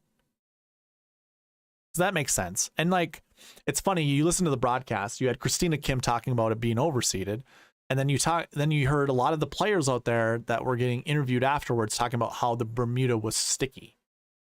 So it's like, who in the hell are you going to trust? You know, like when it comes to the grass stats, it doesn't matter. I've used Bermuda at this course with all of my previous years. So even last year I went with Bermuda. You can see a lot of your Bermuda guys, your really good Bermuda guys are some of your best performers here. Going to 2021, do I have Bermuda here as well? Maybe. So I like to be consistent with my, stats. Yeah, I mean, 1-0% guy in Christian Bezuidenhout, but everyone else pretty much over 20% when it comes to top 10 success rates on Bermuda. So I don't mind using Bermuda here. It's always best to be consistent. I'm not going to like change this week than I've done in the past just because I've been keeping track of this as a Bermuda golf course and just showing that Bermuda golfers at this course are just, the better you are on Bermuda, the better you're going to be at this golf course. So why not just keep using Bermuda? I'm still going to be a little hesitant just because of what I know with agronomy. But I also don't live in Florida at this time of the year, so I couldn't tell you. I have no idea how warm it is. I don't know if the optimal growing conditions are in place. Again, you need average 70 degrees day in and day out. Ryan, I don't have that kind of firepower or weight to make Fitzpatrick ownership be greater than or less than. It's just not going to happen. So I'm going to talk about Fitzy as much as I want. Anyways, that was your last year one, like anchor buckets for last year one. A lot of really good golfers in here. We just talked about Bermuda. And a lot of these guys are Bermuda specialists. So 2 to 5 is what I'm projecting inside the top 10. I think you can find up to 5 guys pretty easy to put in your lineups. I wouldn't do that. 2 to 5 is just a projection. You could go up to 5 if you want. That's pretty risky. You could just put 2 in your lineup. That's also going to be risky. I'd play somewhere between 3 to 4, most likely. And again, I'll let the optimizer do its work. The next 2 anchor buckets are in the course history buckets. So we'll look at course history 1 and course history 2. I'm gonna combine them, but we're also just gonna sort them out with course history at the top. So here are your course history 1s, and then your course history 2s. So for course history 1, we want somewhere between 1 to 3, and that doesn't change when we include the conservative projections. There are only 9 golfers in this bucket, so selecting at least one of these probably gonna be pretty easy. I'm gonna sound like a broken record, but there's our 3 10K golfers once again. I still don't see a reason why we don't select one of these guys to put in our lineups. With how soft pricing is, I just don't see why we wouldn't. So there we go. There's our 3 10Ks. Hey, look at that. Max Homa shows up once again. We were just talking about him in the last year 1 bucket. Sung Jae, we weren't talking about, but he's also in the last year 1 bucket. So is Cam Young. So is Lucas Herbert. And so is Christian Bezuidenhout. The only person that isn't is Jordan Spieth. And by the way, just because we talked about an anchor bucket with, or these golfers were in an anchor bucket, doesn't ensure that they'll finish inside the top 10, just increases their chances. So either way, 1 to 3, yeah, I could start here, and I could actually exclude everyone else. I don't have to play any of these guys. But it's really confirming to me to start here. And I'll probably, maybe 10% of my lineups, I'll have Max Homa and then just 9 and 8K golfers. I won't select a 10K golfer in those 10%. We'll see. But yeah, those are your course history 1 guys. We'll just talk about course history 2, because that was easy, right? 9 golfers to select from, and 3 of them are 10K golfers. Pretty darn simple. Course history 2, 1 to 4 is the projection here. And that still stays consistent even when we put into the max projections. And it is sorted by salaries. So Colin Morikawa, Will Zalatoris, Xander Schauffele, Victor Hovland. Your 9K golfers up here. Schauffele, by the way, is 4th in my model. We'll talk about rankings here shortly. But 4th in my model is insane. The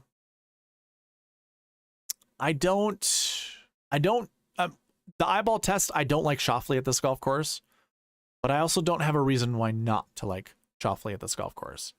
So I don't know. I mean, I like Jason Day and Tyrrell Hatton. Remember, I was talking about my dummy lineup that I had in there. It has Day and Hatton in there. And again, that was an eyeball test thing. That was not me even looking at the buckets. I didn't have this updated until just before coming on the stream. I also have Fleetwood in that lineup. So that 1 to 3 projection is already filled by me with my dummy lineup, or 1 to 4, I'm sorry.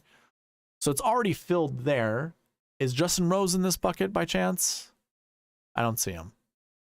And Aaron Wise, is he in this bucket? No. Cool. So like I already have the golfers that I need. If I were to just use that dummy lineup in all of my lineups, I mean, I got Day, I've got Tyrrell Hatton, I've got Tommy Fleetwood. Works out pretty well. Yeah, Ryan, I think that most of the European golfers are going to be good in bad weather, right?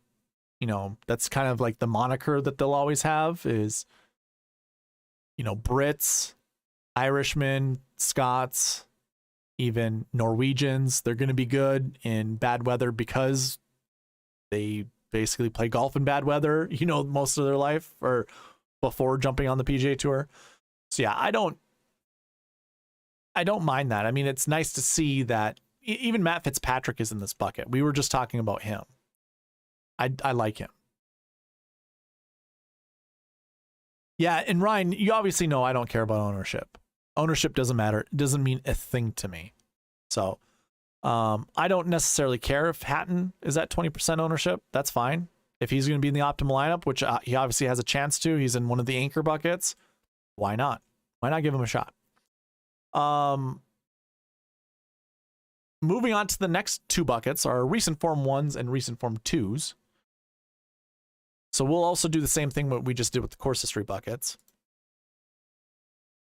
If you are following along with me, I always go in here and I select all after, you know, removing or putting a conditional in there, just to include everybody. So then I'm not missing out on anyone. So recent form 1 and 2.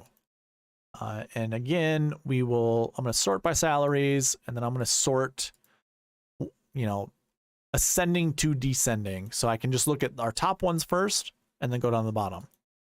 So recent form 1s, we're also projecting 1 to 3 to be inside the top 10. 8 golfers in this bucket. We normally see 7. Was that 100% frequency rate? 100% frequency rate. So that means every single year we've seen at least 1 golfer from this bucket inside the top 10. There are only 8. Guess what? 2 are in the 10K range. So now we're kind of like narrowing down our 10K golfer and who to select. Is it Rahm? Is it Scheffler? I still am not going to say don't select Rory because he's in the next bucket. He's in that recent form 2 bucket. Now here's the thing. You see these projections, right? 1 to 3 recent form 1s being inside the top 10. 2 to 5 or 2 to 4. I'm sorry. Actually, it's 1. It's 1 to 4 recent form 2s. Here's the thing. So 1 to 3 recent form 1s. Guess what? Jon Rahm or Scotty could be inside the top 10. And so too could Rory be inside the top 10. But that doesn't ensure that you You can't play all of them. You can't put them all in your lineup. You're not going to hit the optimal lineup that way. So we could have those 3 guys inside the top 10, and they satisfy the projections of being inside the top 10 for that bucket. You can't build a lineup around them. And in fact, even if we look over here at the optimal lineup information, it's not a very high frequency rate. Well, I shouldn't say that. Recent form 2s, 80% is pretty high. 60% not super high when it comes to the recent form 1s. So we could have Jon Rahm or Scotty finish inside the top 10, but they won't be in the optimal lineup. Because if Rory also finishes inside the top 10 and finishes better, that kind of kicks those 2 out. The buckets still get satisfied. The projections are still satisfied.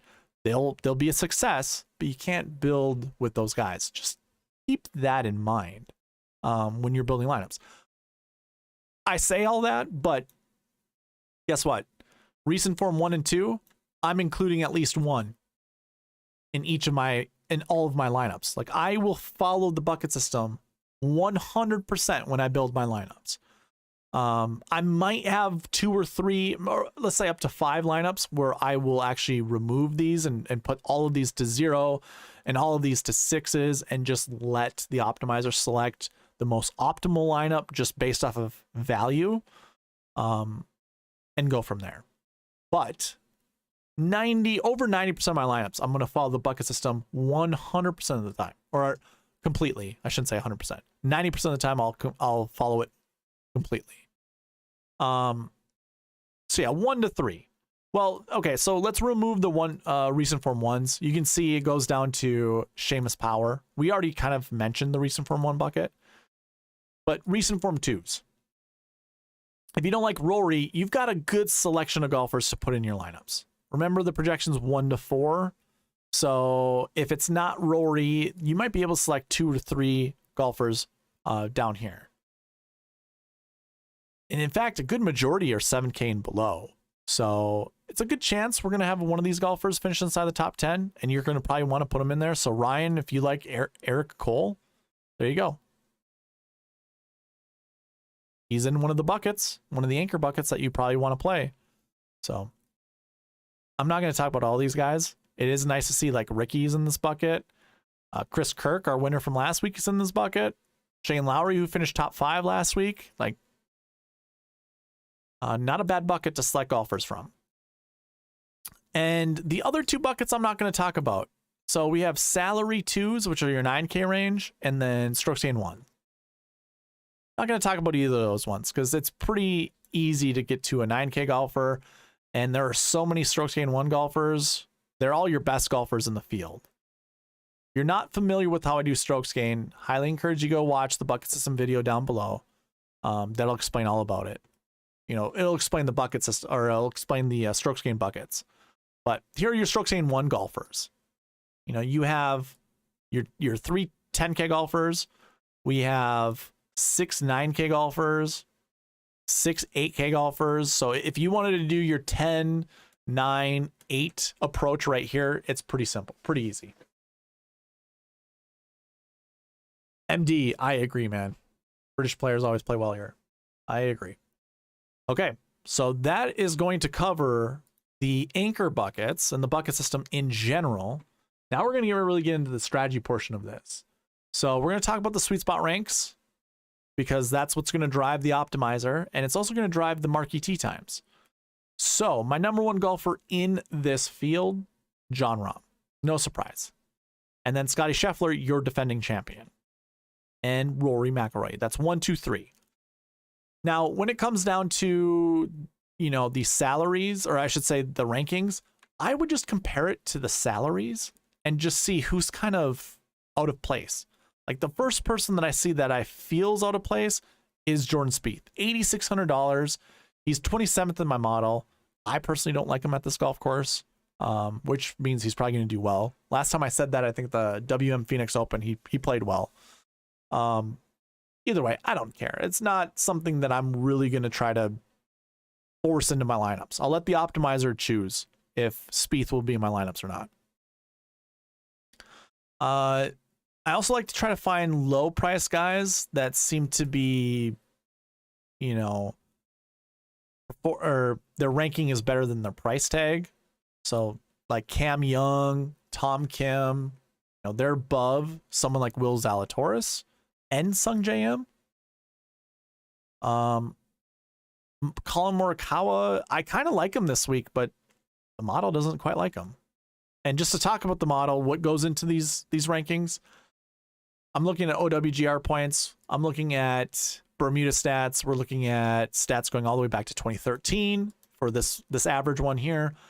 Top 10 success rate also goes back to 2013, and then 1 full year's worth of Bermuda stats. So this is basically from today going all the way back to last API. All of these stats are watered down. So 50 is going to be your highest number, whereas like 100 is going to be your highest number in the OWGR. We don't have a grass 2. You don't have to concern yourself with that. I am looking at course history. That's TH, stands for tournament history. That's also weighted down 50%. So 50 will be your highest number there. We're looking at bogey avoidance, birdie or better, driving distance. Those to me are your best indicators for scoring opportunities. Recent form stats, we're looking at DraftKings points, their average finishing position, as well as their average round by round score. That also is all weighted down by 50. So 50 will be your highest point total there.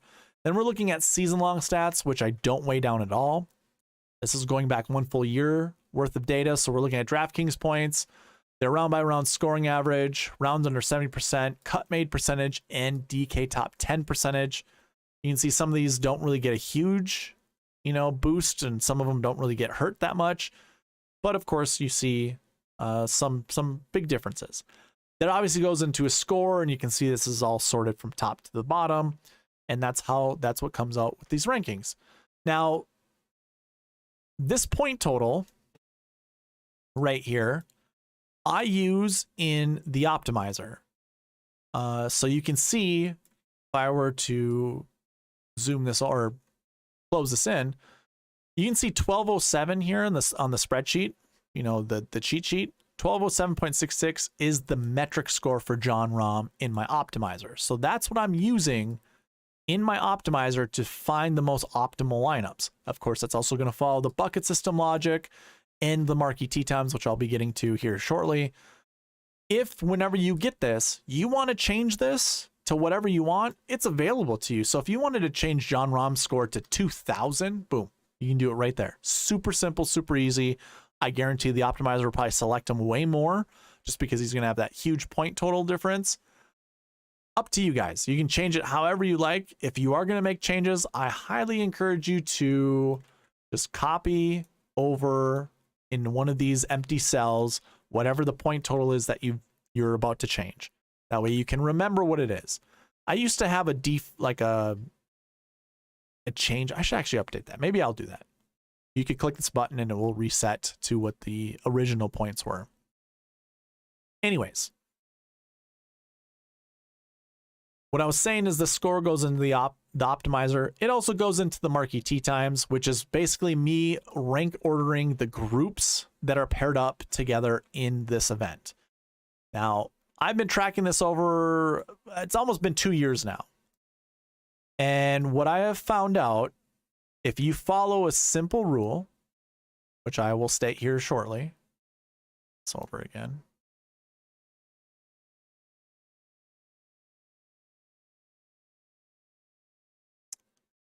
Sorry. Basic rule is you want to select 2 to 4 golfers that are in the marquee tee times. And then the second rule to that is don't select more than 1 golfer from a group. So what that looks like is that first group has Jon Rahm, Xander Schauffele, and Colin Morikawa. This is my top ranked group. This is a marquee tee or a marquee tee time.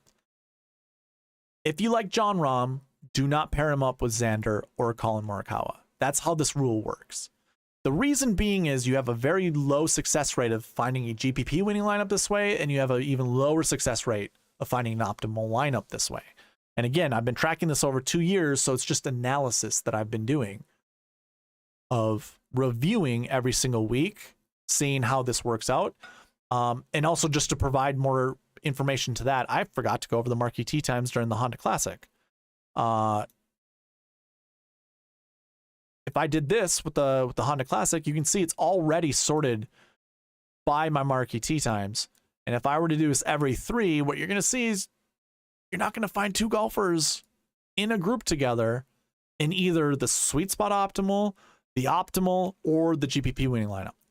So here's this blue: Shane Lowry, Brandon Wu, Justin Suh, and Byung Hun An. Those were all in the GPP winning lineup.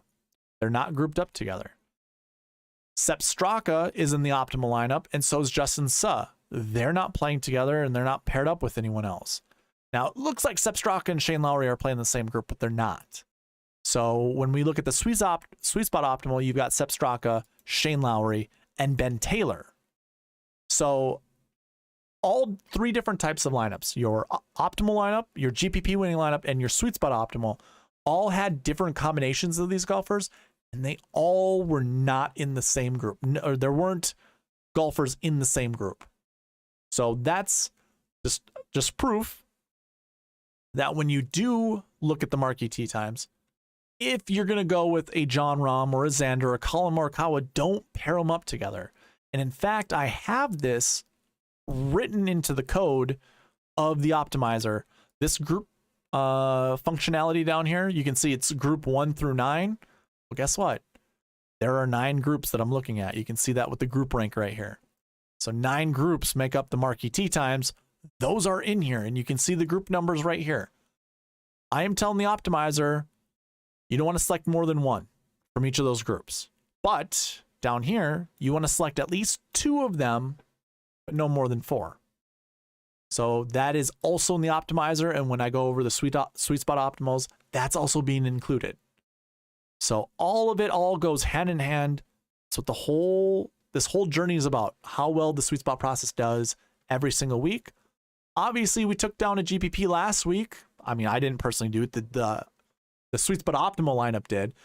I didn't get there, but it's possible. It's doable. That's why I bring it up, and that's why we kind of go over this every single week.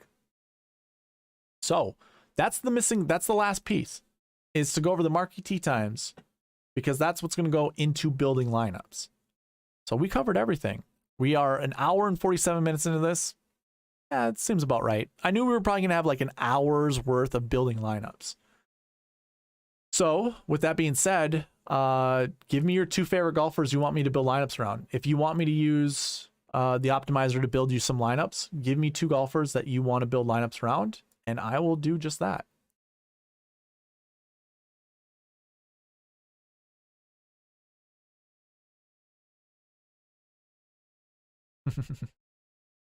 See some of the Twitter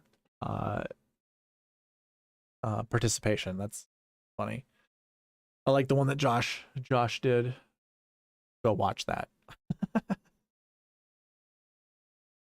All right. So what? We've got 8 people watching. Here's what I am going to say. Round up your top 2 golfers you want me to build lineups around. Put those in the chat. I will definitely get around to those and build some lineups, including those golfers. Here's what I did last week. And it worked wonders. I'm going to continue doing it this week. Basically, what I ended up doing, you're not going to see it the best from this version. Let me go ahead and do it this way. So I will grab each of these 10K golfers.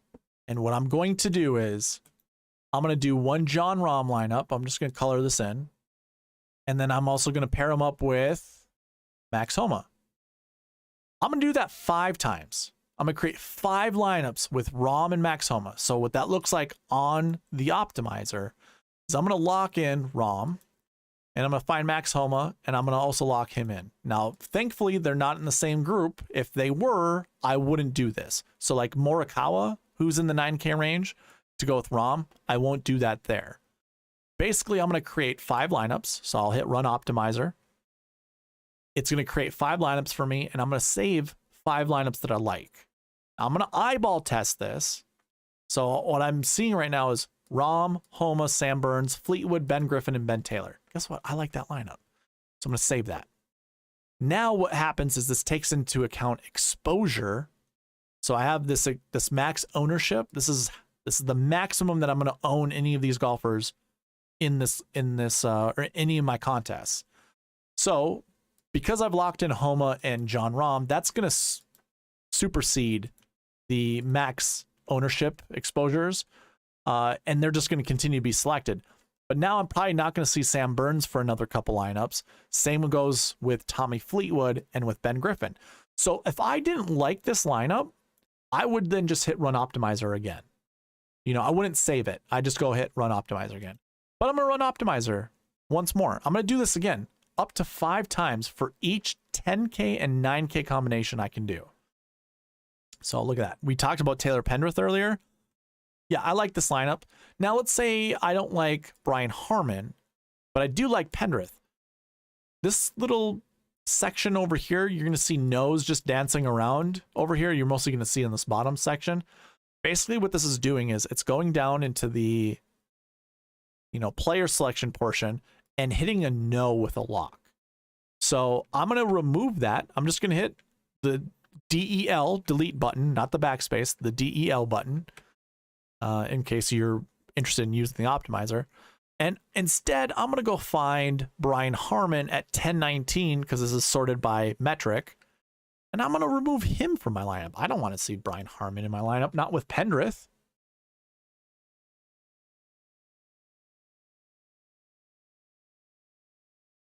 And this to me is more suitable. So we've got Homa, Kim, 8,400. 2 6K golfers once again, Pendrith, Gordon, and Benny N. Sure, I'll save that lineup. Why not? Don't mind that. And I'll hit Run Optimize again.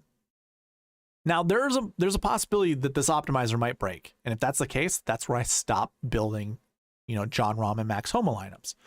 I don't mind this lineup. Thomas Dietrich was sick last week. That's why he withdrew. Sure, we'll save this one. I'm just kind of showing this as an example. I'm not sure if I'm actually going to save these lineups. I'm a bit superstitious. I don't like seeing the same price tag together. Look at this. We talked about Troy Merritt earlier.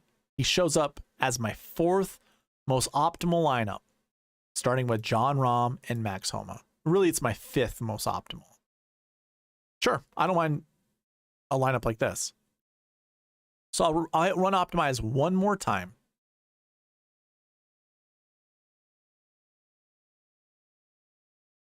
I actually created another decent one. I'm not even telling it to pick an 8K golfer. It's just doing it naturally.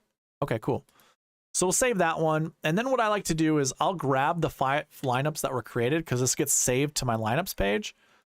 I'll actually go save it over to another sheet and just keep it right here. And I'm going to do this with every 10 and 9K combination. This is what I did last week. And this is how I won $500. I put $70 in and won $500. Just imagine that these don't have Max Homa in them. They just have another 9K golfer. It doesn't matter which 9K golfer, but it has, you know, this will be one combination of 9K golfers. This will be another combination of 9K golfers. And then this will also be another combination of 9K golfers to go with a different selection of golfers because that's just how the bucket system will work. I'll do this all the way down until I've covered every 10K and 9K combination that I possibly can do that aren't paired up together. So again, this group right here, this group number.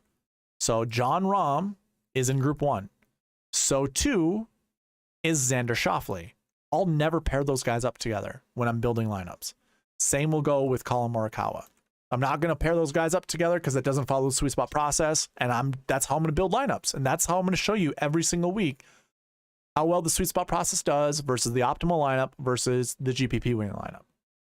And as long as it continues to beat the GPP winning lineup, I'm just going to continue to, you know, use the sweet spot process every single week and hopefully hit the right combination of players. You know, like I usually like to anchor around 2 golfers, and this is one way I get to do it. I get to also increase my chances because I'm going to hit each combination, you know, of 10 and 9. And hey, guess what? This week, there might not be a 10-9 golfer or a 10K and a 9K golfer in the optimal lineup or in the GPP lineup or even in the top 10 together. Maybe it's just 10-10, and 3 8Ks that are up there, and then everyone else is a 7 and a 6K. That's going to happen from time to time, and that's fine. That's okay. I'm not concerned about that. So basically what I'm going to do is create a bunch of ROM or a bunch of 10K with 9K combinations, and then whatever that's going to create me. So if I do this, basically you think of combinations and how this works. There's one 10K golfer, or there's 3 10K golfers, and there's what? How many 9Ks? 9. So basically it's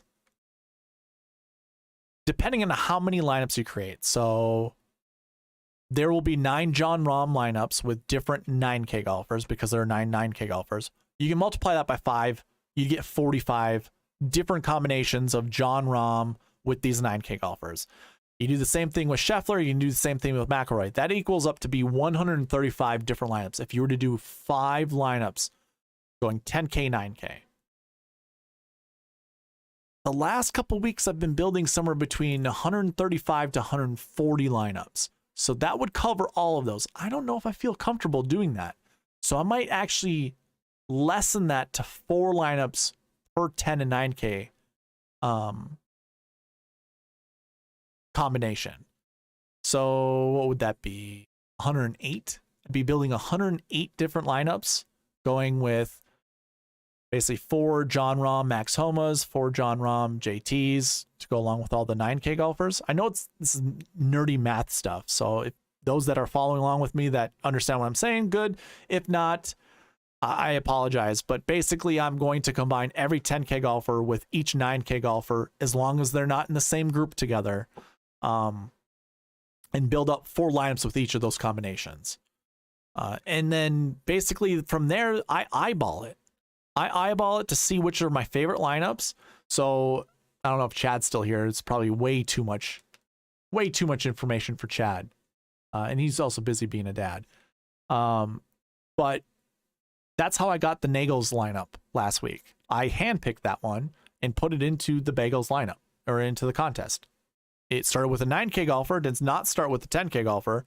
So I will be building non-10K lineups this week as well and doing the exact same thing. That is basically my strategy. So hopefully I didn't lose all you guys with all of that. I like to build over 100 lineups. I like to build at least 100 lineups. If you're only building 10, if you're only building 3, if you're only building 1, my suggestion would be don't be afraid of starting 10, 9, 8 and then just filling it in from there. Whatever makes sense to you. I also wouldn't be afraid of picking a 6K golfer. So I see Ryan has Homa and Fitzpatrick. Hey man, I like that combo together. Do you see how that's how it always works, Ryan? Do you think that's how karma, or do you think that's how the universe sees things? Like if Palmer misses the cut, or if Palmer doesn't miss the cut, does that mean your other golfers are going to play just as well as they did? Because now you're just changing the outcome. Maybe your other 5 golfers don't play very well if Palmer makes the cut. That's how the scope of things work out. You know, if we're going to throw this superstition thing, you never know. You never know. Let's do some Homa Fitzpatrick lineups. I really like that start, by the way. And they're not in the same group. That's wonderful. Let me delete the lineups I just created. That way, and we already cleared out everyone else.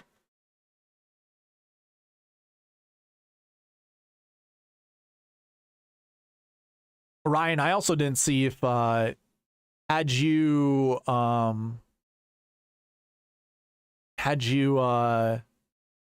let's say you beat me, were you going to beat like Ruvalo, or were you going to beat any of those other guys that were up the top? I think there were only like 3 total people that got 6 of 6 through the cut. Would you have beat any of those guys as well? Because that's also how I look at stuff too, is like, okay, so maybe Palmer makes the cut. How many other of those lineups had Palmer in it too?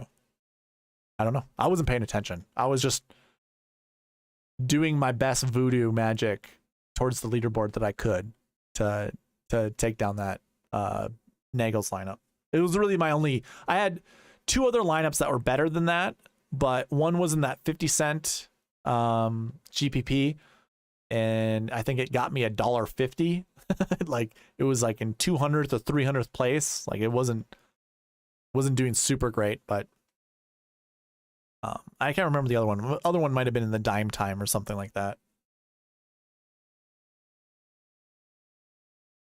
All right, so the first lineup, Ryan, do you like adding Xander Schauffele to your life to go with Tom Kim, Brian Harman, and Ben Griffin? That is the first lineup that was created, going with Homa and Fitzpatrick as your anchors. Personally, I don't mind it. I think it's a great lineup. Harman probably is going to show up a ton just because his hot start at the beginning of this year is just going to inflate his value, because DraftKings is going to continue to disrespect him. It's going to continue to inflate his value. So for his price tag, the points that he has going to be super high, super weighted towards a good value. Do you like Harman, or should I remove Harman from the list? Otherwise, Harman's going to probably get picked a lot.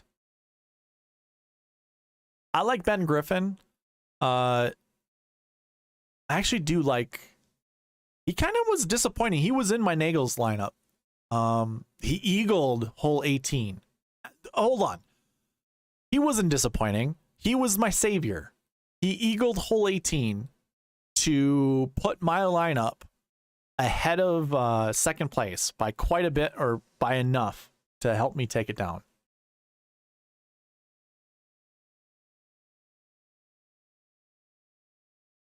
All right. Let's remove Harman then. I'm gonna actually keep Ben Griffin here. I'm gonna clear out his no. I'm sure the optimizer will select Ben Griffin. So if you don't like Ben Griffin, I'll also remove him. So without Brian Harman, the next group is just replace Harman with Aaron Wise.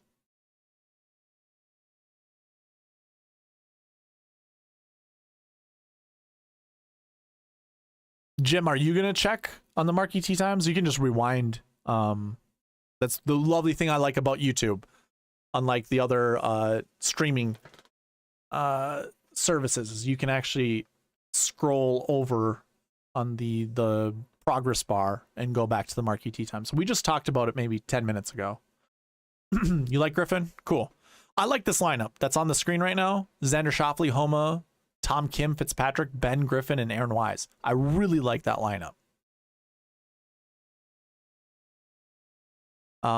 Aaron Wise is actually going to get kicked out before Ben Griffin. So if I were to run it again, I wonder what it does. Wow. So we replace Xander Schauffele with Tony Finau. We still keep Homa, Kim, Fitzpatrick, and Griffin, but now we add KH Lee. I don't know if you like that one. Oh, perfect, Jim. Perfect. That's exactly what we want people to do, is check the cheat sheet while we're going through this.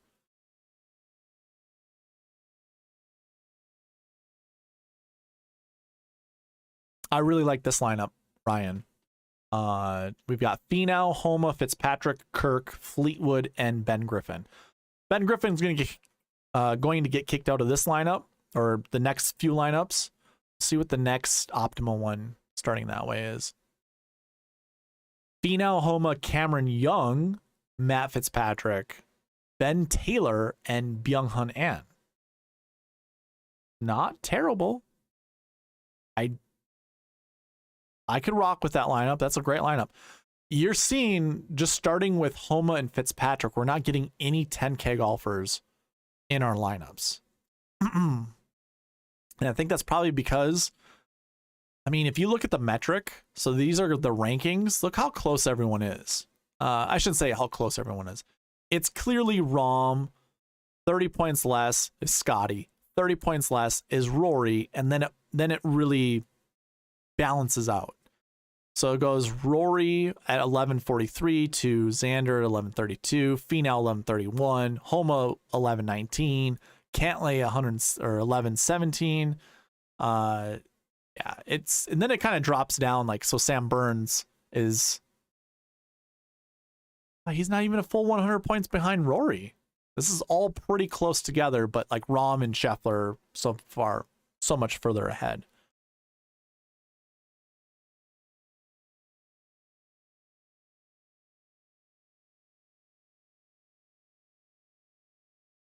Okay, so it looks like it's going to be Finau, Homa. I'm going to make sure, or I'm going to make the optimizer select a 10K golfer just to show you what the best 10K lineups would look like. I'm also going to remove the lockout of Ben Griffin and Aaron Wise, just because I like those names enough. How about this? We'll remove Ben Taylor as well. Dietrich and Benny Ann, sure.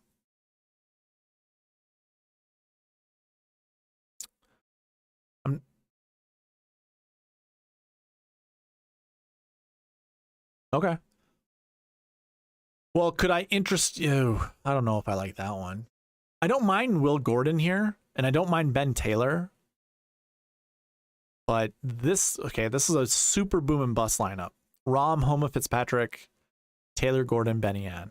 See, I don't trust, I'll put it this way. I trust Ben Taylor more than I do Benny Ann. And Will Gordon is somewhere in between that trust level. I actually trust Will Gordon more than I do Benny Ann.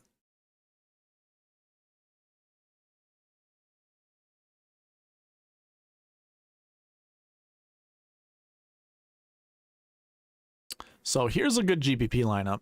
Jon Rahm, Homa, Fitzpatrick, Ben Griffin, Thomas Dietrich, and Troy Merritt. We just talked about Troy. We've been talking about Troy Merritt throughout most of this video, being the stone 6K minimum and being a pretty decent value.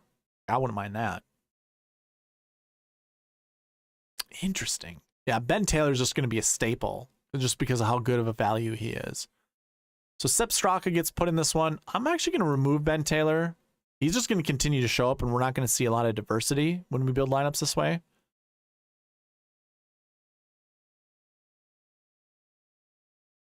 So we will rerun this.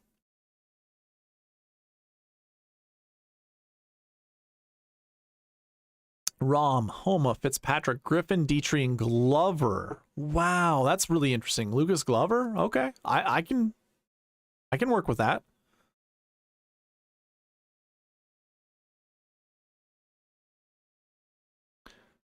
I like this lineup too. So Ben Griffin is going to always be chosen. Let's remove him from the list as well. I kind of want to see more of a balanced approach. Might be difficult when we go 9,788 as our locks. Yeah, see, this is also kind of iffy. Wise down to Shelton and Badley. So yeah, I don't know if we can do a 10K golfer going with like a high 8 and a high 9. Well, I guess if it were to select someone other than Jon Rahm, it makes sense. But what this is telling me is there's more value in the 6K range than there is value up top with the prices. Because like Rahm is just getting selected way more than Scheffler or McIlroy. It's like 6,005. Let's see if I can create a better lineup, not letting Rahm be selected.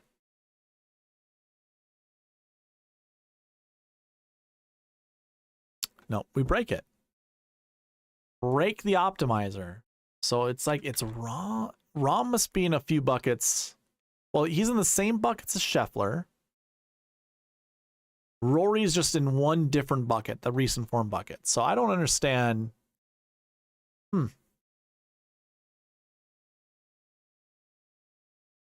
I know why, guys. I know why. Took me a while, but I realize it.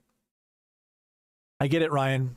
The SweetSpot process does not allow golfers from the same group to be paired up together.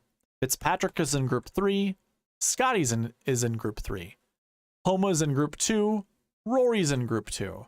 So no matter what, if you're going Homa and Fitzpatrick, you cannot lock in Scheffler or Rory because they're both in groups that are with Homa and Fitzpatrick.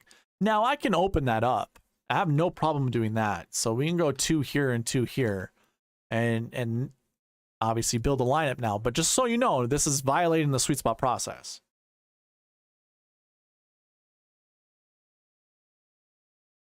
And there we go. Then, yeah, now we get like a really... Yeah, so Ben Griffin got selected again because obviously, right? But this is a pretty solid lineup. Scheffler, Homa, Fitzpatrick, Griffin, Montgomery, and Will Gordon.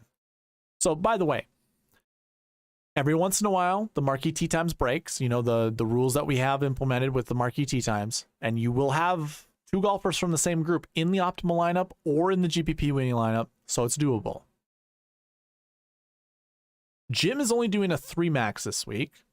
No GPP. Day and Fowler are in 2 out of the 3 lineups. Fleetwood and Keith Mitchell are also in 2 of 3 lineups, and Sung Jae and Hatton are 2 of 3 lineups. Okay. Going a little balanced, huh? And doing cash games. Sounds like. I don't mind that. Pretty solid, especially if you're doing cash. I think that's fine. I'm going to build a couple more here for Ryan. If anyone else is in the chat that would like me to build lineups around 2 golfers, let me know. Here's a good one. Starting with Rory, Homa, Fitzpatrick, Fleetwood. Love that. And then Pendrith, Ben Taylor. This is my favorite one that's been built so far. Of course, it violates the sweet spot process, but hey. It's a pretty solid lineup nonetheless. You know what's kind of crazy? So sometimes, I mean, we all can get trapped in superstition. We all can get trapped in just weird pattern analysis and stuff like that. One of the things that I'm thinking about right now is the fact that I do like Fitzpatrick quite a bit. And like Max Homa. So for Ryan building lineups, if you wanted to follow a sweet spot process, and again, we can build a sweet spot optimal that beats a GPP winning lineup. Obviously, that's all that matters. Basically, it would be pointing towards Jon Rahm as your answer for starting with a 10K golfer. So if I was like really keen on looking at like a Max Homa or a Max Homa or Matt Fitzpatrick, to me it's like, well, the only lineup I can do is Jon Rahm. And that would make me want to put Jon Rahm in all of my lineups because I do want to start with the 10K golfer. I don't see how I get around building a 10K golfer. Yeah, well, Ryan, you're just going to get your ass beat once again in the Nagels Bagels contest by me. By not breaking the rules. I'm kidding, man. All the best luck to you this week. If you want to break rules and hey, if you can take down a GPP doing that, all the better. All the better. All right, so I think, well, let me build you a couple more lineups. Using a 10K golfer. I like this one. I believe Alex Smalley is a Duke guy. So he's got Southeast ties. I like that because it's Bermuda. It's that climate, that region of the country. I like that. This is good. And Smalley, I think. Oh, Smalley doesn't hit it as far as I think he does.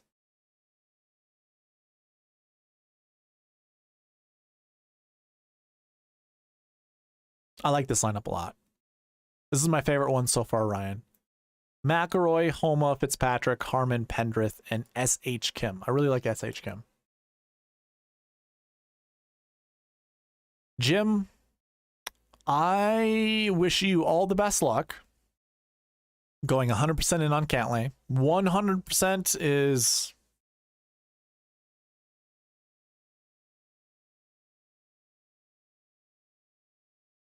How are you doing in Chad's league, in the league that we're in? Are you up at the top? I can't remember. It's for me, I want to know because it's going to be nice to at least just have free points over you going 100% in on Cantlay. Just throwing that out there.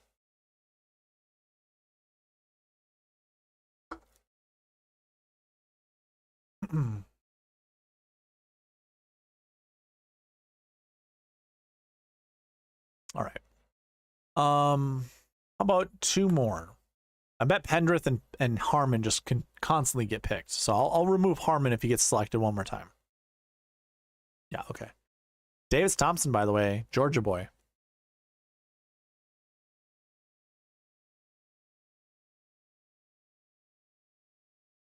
Oh, you're 5th? Well, good luck, sir.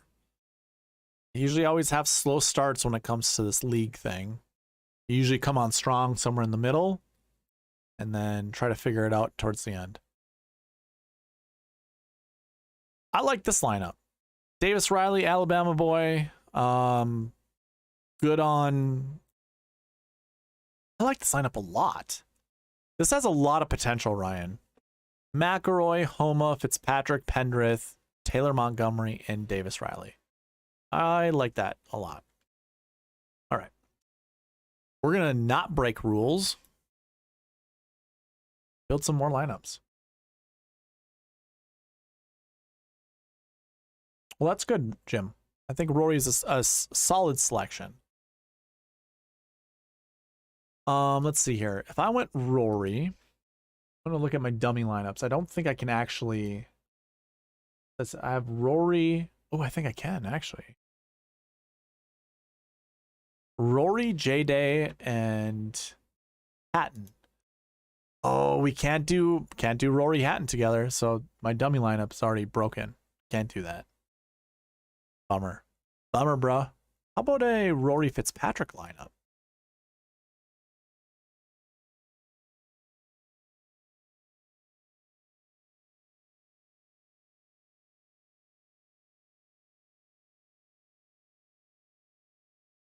Of course, Ben Griffin, Brian Harmon, duh, that makes sense. I'm kind of with Ryan on this one. Big Colts fan, big R Colts fan.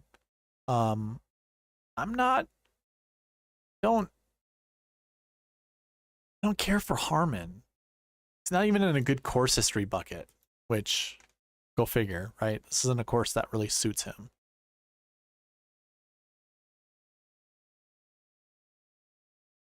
There we go. I can deal with this lineup. McIlroy, Schauffele, Matt Fitzpatrick, Chris Kirk, Aaron Wise, Ben Taylor. Yeah, that's cool.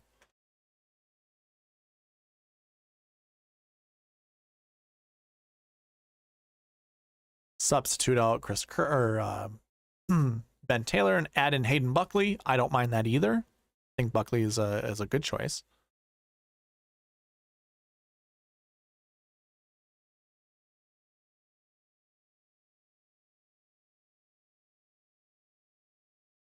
That is kind of funny, Jim. One of those superstitious things. Bucking the system. You already said you're bucking the system, and I tell you my dummy lineup, and it's one of your lineups too. Ooh, I might have found my... Oh, God, this has Patrick Cantlay in it. Oh, no. Save me. I do like this lineup. I like it a lot. 10-9-8, 7-7-6.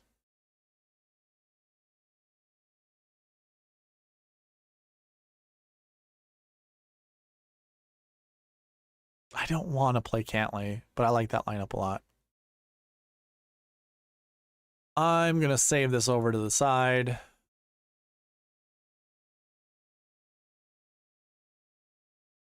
Build another one.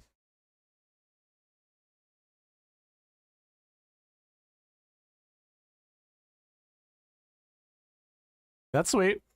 That's super cool, Ryan. Ryan saying that he has Harmon's autograph on his wall. And Harmon won him a GPP. That's pretty cool. Ooh, I like this lineup too. Oh, we're getting some really good lineups with Rory and Matt Fitzpatrick. Wow. I like that lineup a lot. I'm not a huge fan of Shane Lowry, and he hasn't played very well here at this event, but I wish Brendan Todd, that was a different name than Brendan Todd, because I like this lineup a lot as well.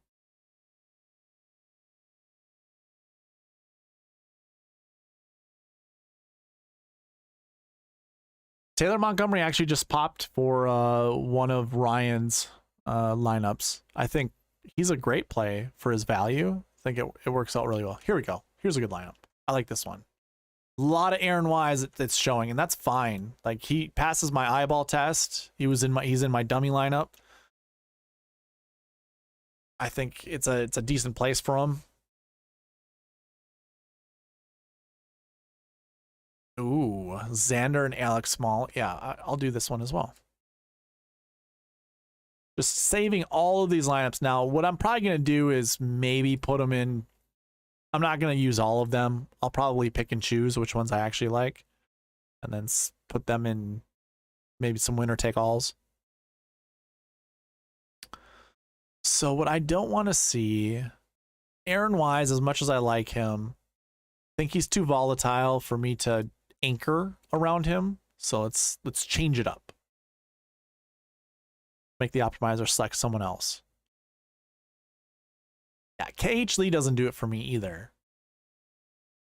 I think that's a decent play. Like, he'll probably be really low owned and probably will provide, you know, enough leverage, but it's a good line. I like that lineup too. So Xander's being paired up with Rory for me a lot. Which that's fine. He is fourth in my model, but I'm actually gonna deselect him and make him choose someone else. Hideki is not showing up at all, Jim. Not one bit. Yeah, I don't have anything against Hideki this week. I think just because of how poor he's been playing as of late, he doesn't pop in any of the good buckets. I don't even think his Bermuda stats are that great. I'll double check.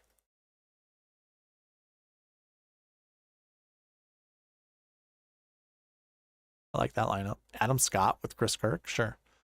Let's see, where is Hideki?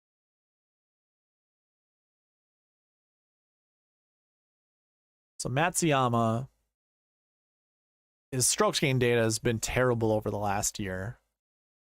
His Bermuda's pretty good. Yeah, that average finishing position is decent. 34.9, 22% success rate in top 10 finishes on Bermuda. Pretty decent, actually. Good course history. Finished top 20 here last week, or last year, I should say. I guess I don't really have anything terrible to talk about Hideki. Yeah. The only thing I don't like is the fact that he's in the strokes gain 5 bucket. That's about it. And that's just off the tee is negative, as is putting. Not saying approach is negative at all. We obviously know he's a good approach player, but I usually heavily rely on off the tee stats. Just to me, a better scoring stat than approach. And I understand why approach is used. Like, I get it, but approach is heavily dictated by off the tee. You have someone really bad off the tee with a really good approach stats that aren't going to give you good scoring stats. Whereas you could have really good off the tee, and approach is going to get mitigated because of how good off the tee is. So you're never going to get like a full picture if you just use approach stats. You have to look at off the tee. If you're not looking at off the tee and only looking at approach, you're doing yourself a disservice. Huge disservice.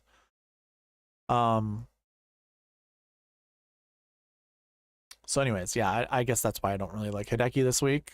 I don't know.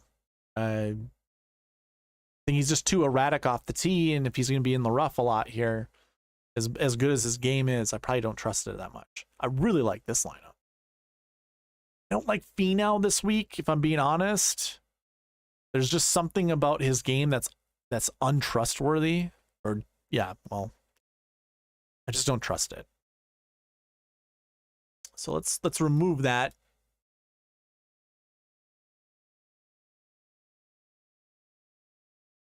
What's going on, Alex? I have not done anything with Rahm and Homa. Well, Big R Colts fan wanted Homa and Fitzpatrick lineups, and when we forced it to include a 10K golfer, it did spit out Jon Rahm, because that was the only 10K golfer it could build around, because Rory and Scheffler being the only other 10K golfers, they're in groups in marquee tee times with Matt Fitzpatrick and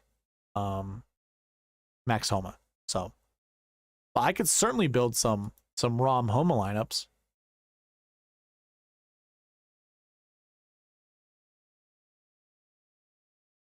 Oof. I'm like Cole Hammer and Ches Reavie being stoned 6K. At most, I'm playing one of them. I'm not in Kyle Westmoreland. Actually, I don't mind Kyle Westmoreland. He's not a name that most people are familiar with.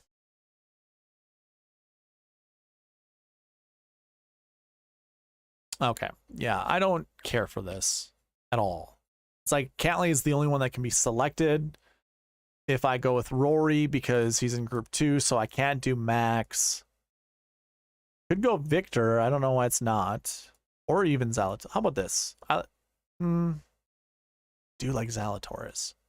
Can we build a lineup with Fitzpatrick, Zalatoris, and Rory together? Or will it break? It might break. Or it might select some stupid 6K golfer. It did neither. It built a really good lineup. One that I will take to the bank. That's a great lineup. Holy moly. Cool. All right, let's do some Homa and ROM lineups.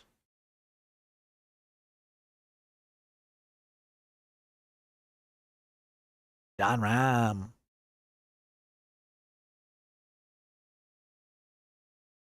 Yeah, Jim, I'm going to do another strokes gain analysis video somewhere down the road, and I'm just going to really point out how bad analysis in this DFS industry is when it comes to strokes gain stats. I can't stand some of the stuff I listen to, especially the quote unquote experts of strokes gain data. It's like approach is an end all be all, and there's no understanding of how those approach stats even get calculated or even like are determined.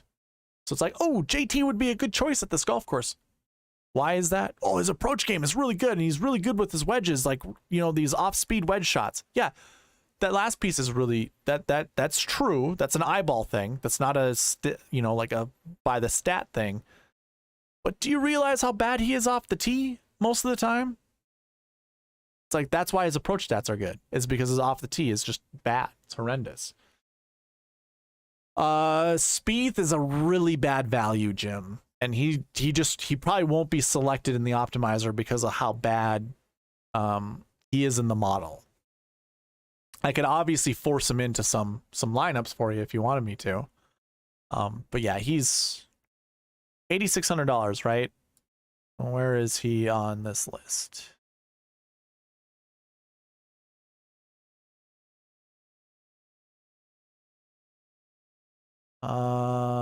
Let's see. Yep, there he is. He's always like right under my nose. All right, Jordan Spieth right there. I have Aaron Wise, $1,400 cheaper than him as a better value. Scott, even Ben Griffin at $6,700, almost $2,000 cheaper as a better value. And then you can see a couple other people that are 8K and 7K that are better than Jordan Spieth as well. That's just value when it comes to the sweet spot process. That doesn't really, if we anchored around him and built lineups around him, we'll find the best Jordan Spieth optimal lineups that could actually be in the optimal. Just because the ranking is as bad as it is, he's still a top 30 golfer in my mod, like in the whole sweet spot process. So it's not terrible. Alex McCullough, first lineup: Jon Rahm, Max Homa, Sam Burns, Tommy Fleetwood, Ben Griffin, Ben Taylor. I like that lineup a lot. I'm really high on like Ben Taylor and Ben Griffin this week. I mean, Ben Griffin just won me $500 last week, so I'm gonna be super happy about him regardless. And he didn't even have a good finish, so it feels like it's just that much, more. Here's a decent lineup: Rahm, Homa, Burns, Fleetwood, Griffin, Will Gordon. So Griffin's just gonna get selected all the time. If you want me to remove Griffin from the lineups, I certainly can.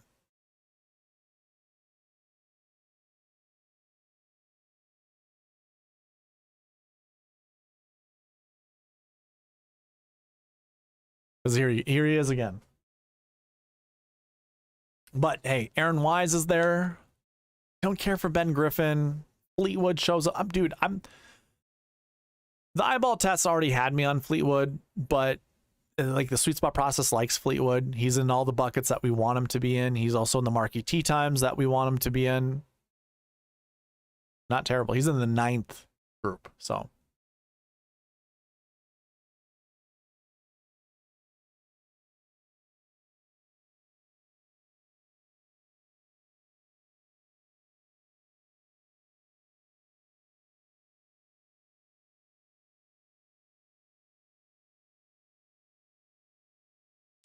I like this lineup a lot.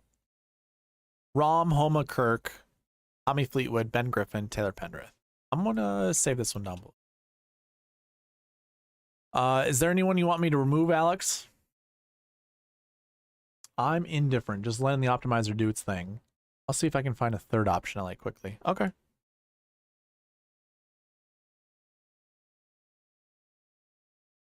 I might remove Griffin then, because I want to see diversity. Like, I want, like, Griffin is dictating everybody. Like, he's probably dictating more than Rahm and Homa being paired together. So I'm just going to remove him. I'm actually going to bring back Wise into the pool. Same with Pendrith. And let's probably leave it at that.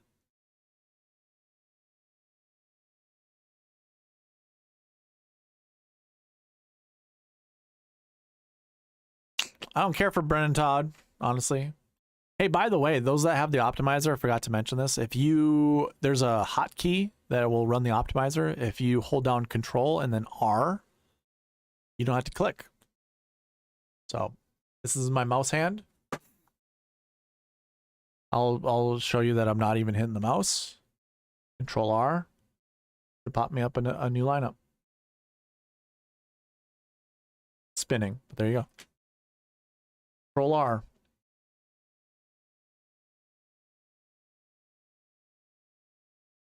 Oh, I don't mind this lineup either. I don't like Brian Harman that much. I don't want to play Brian Harman ever in my lineups.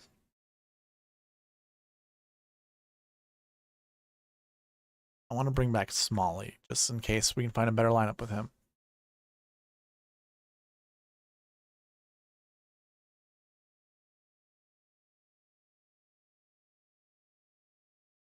Yeah, Jim, I agree with you, man. I like I don't know if I have a huge influence on Josh, but I'm very outspoken.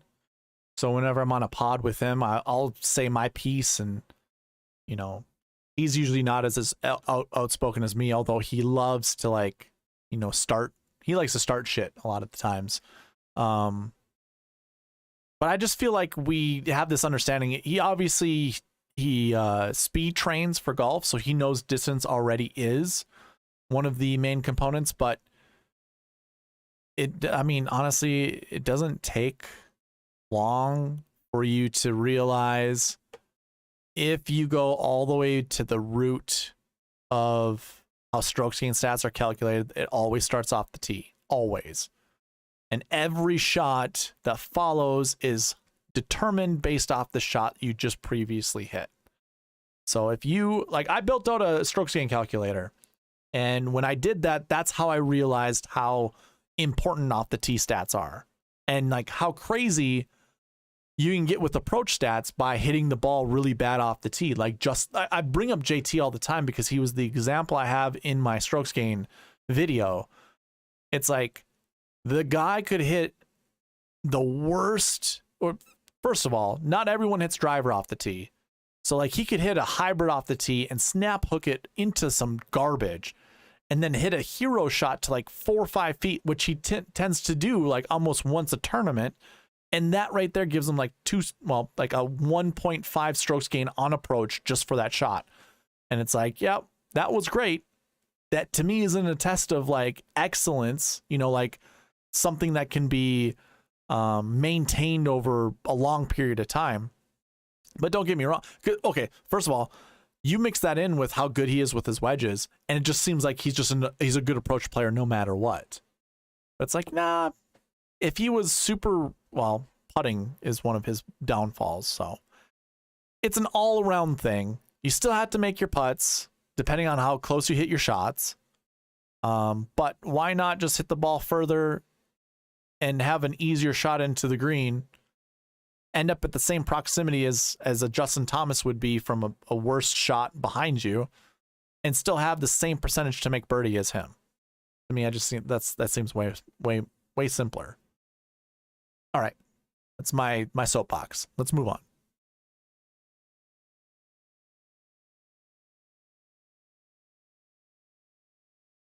Next lineup: Rahm, Homa, Kirk, Adam Scott, Taylor Pendrith, and Emiliano Grillo. I like this lineup a lot. Love it, actually.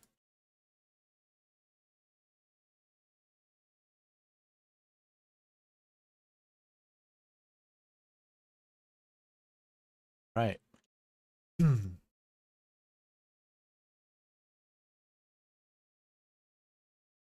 Ooh, Alex, I missed your message. Add Justin Rose. You got it, man.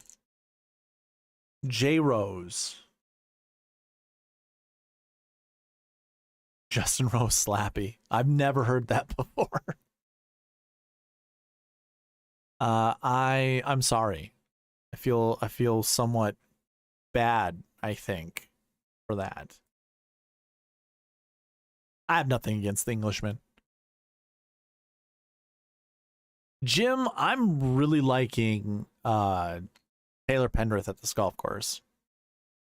I like Pendrith in the 6K range. Ben Griffin keeps showing up on here. I have no issues with Ben Griffin. The only reason I'm locking him out is I just want to see diversity in my lineups. Otherwise, it's going to be Ben Griffin all the time. I don't think he's an egregious misprice.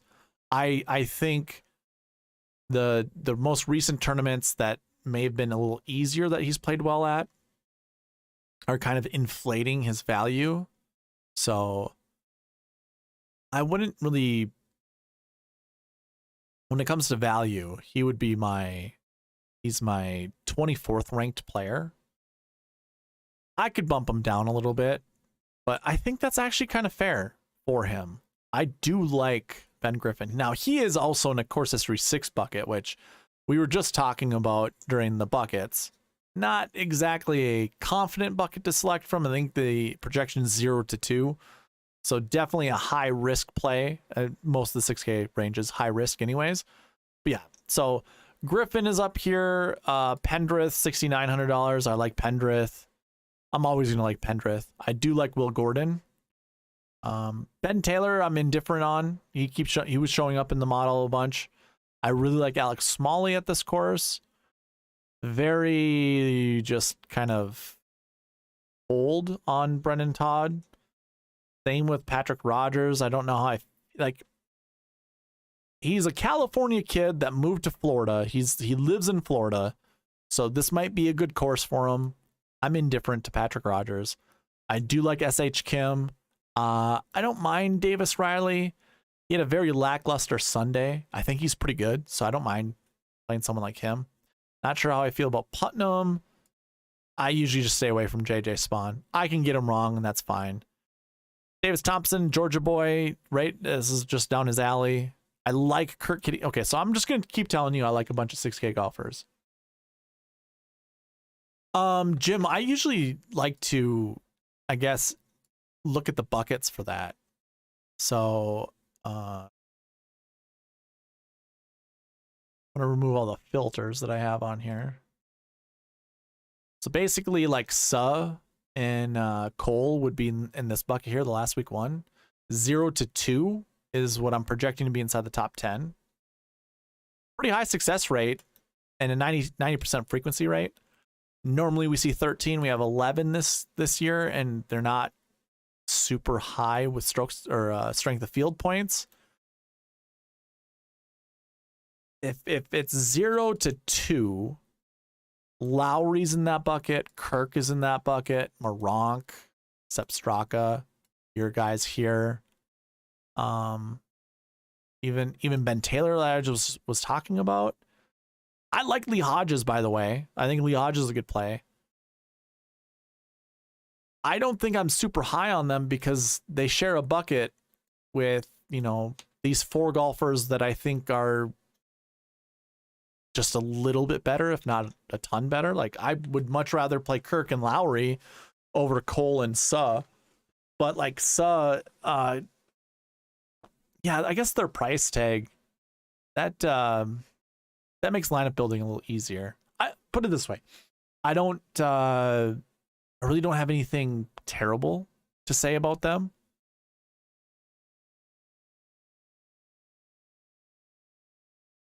I don't know. I think Suh I think both of them are really good players. So yeah, if you feel comfortable playing them, do it. I'm not gonna scare you away from it. I wouldn't play 2. Like the golfers we just showed on the screen, I wouldn't play more than 2 of those guys. I probably wouldn't even play more than 1. I'd just limit it to 1. So it's either Cole or it's Suh. I wouldn't play both of them.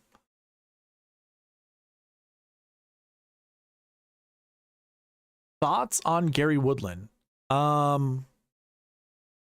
Yeah, I how much does he cost? Just name recognition, you know, for as much as he's been battling, you know, within the last couple of years, I think it's fine. He's way down here, 65th in my model, $7,400. You could do worse. I don't mind playing someone like Woodland. In fact, if I were to, you know, lock in Woodland, which golfers am I going to get with Woodland? Because that's kind of how I like to do this. Just use the optimizer to see, okay, if I lock in Woodland, who are the top names that go with him? And do I like that lineup? So it doesn't start with a 10K. Finau, Cantlay, Cam Young, Burns. Oh, God, Harmon. Jesus.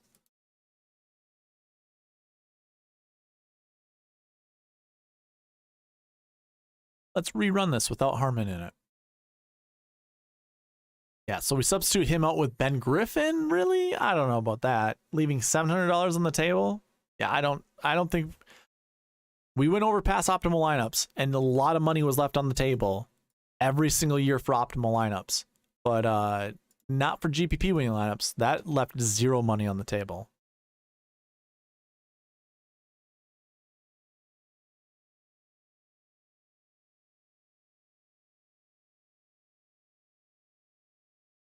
I like this lineup right here, Alex. So if I was doing a Gary Woodland lineup, I have no issue playing the lineup that's on the screen right now. Xander Schauffele, Cam Young, Will Zalatoris, Sam Burns, and Aaron Wise to go with Gary Woodland. I think that's a wonderful lineup. If I wanted to sprinkle in a 10K golfer, like make the optimizer select at least one, let's see what the best one would show up as. I bet it's Rahm. Has to be Rahm, right? Oh, Scotty. Wow. See, now this lineup right on the screen, I also really like this one. See a lot of Chris Kirk. As much as I do like Chris Kirk, I don't feel that confident seeing him that much.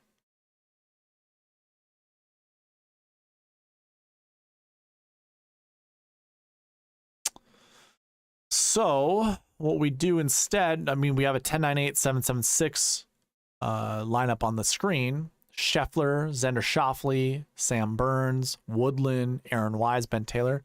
I like the makeup of that lineup. How about we don't do a Xander line?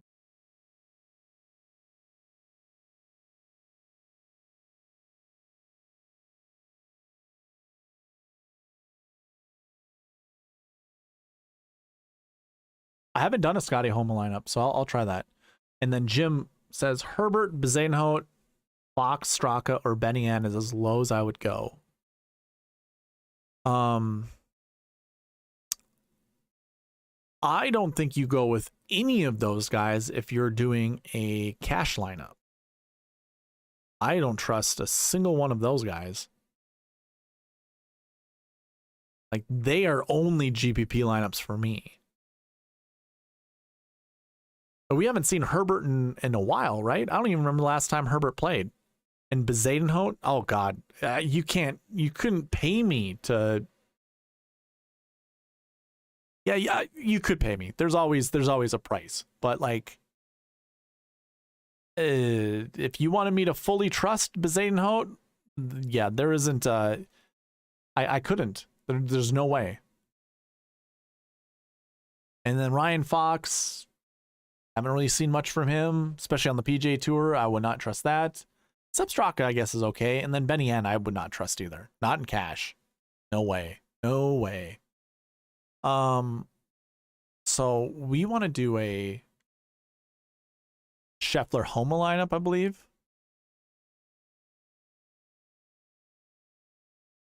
And see if Ben Griffin gets put in there. What happens if Ben Griffin does get put in there? Oh, I got you, Jim. I got you, Jim. I thought you were talking about that's what you're willing to play in your cash lineups. Gotcha. I misinterpreted that. Alex, there you go. Ben Griffin going with Ben Taylor. That's a solid lineup, by the way.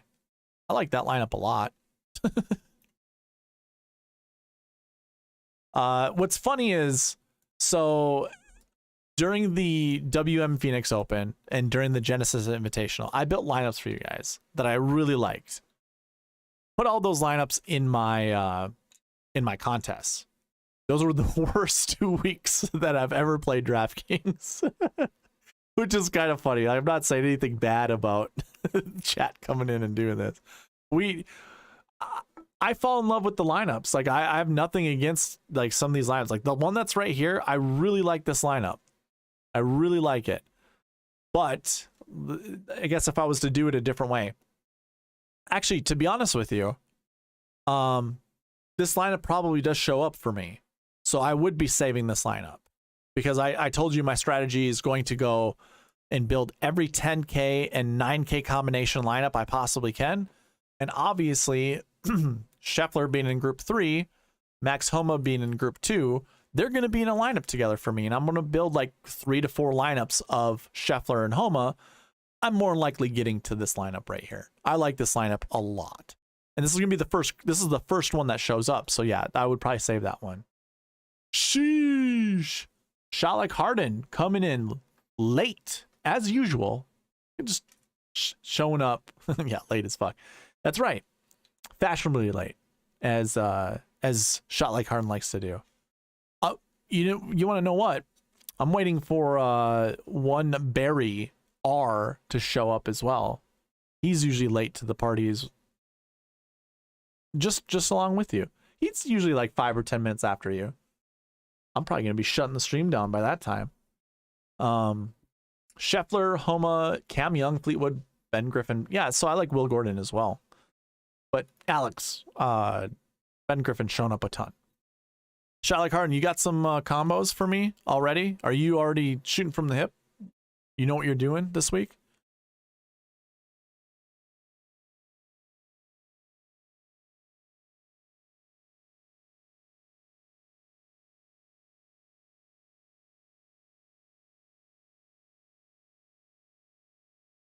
I like that lineup. I like that lineup minus Brian Harman. I don't care. Like, God,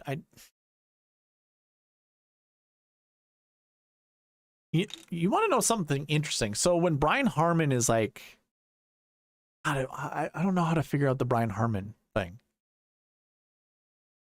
If he's like $9,800 at the Bermuda Championship, I've got no issue playing Brian Harman then. But I don't think I can play Brian Harman at $7,200 at a big boy golf course with the likes of Jon Rahm, Scottie Scheffler, Rory McIlroy in there. He feels like a good fill-in player, $7,200 to like make the cut. But that's about as far as I'd go. What is his course history anyways? How has he played here?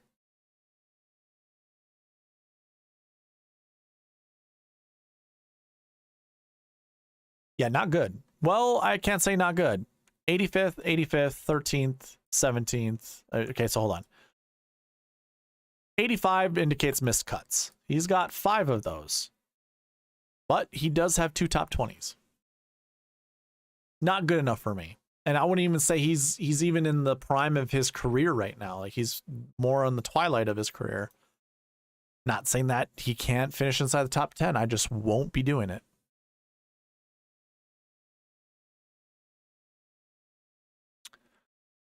Shot like Harden, that would be an extremely different feeling that I would have. Like I'm not feeling JT at all. Burns, Homa. Let's put those guys all together. Let's see if it works. I don't know if it follows the sweet spot process or not, but we'll see. So we want Justin Thomas, Burns, Homa,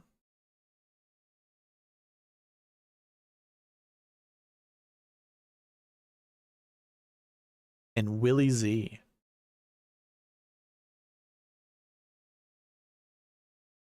Wow, you avoided all the minefields of players being put together, like marquee tee times. And see if we can find you a GPP winning lineup with this.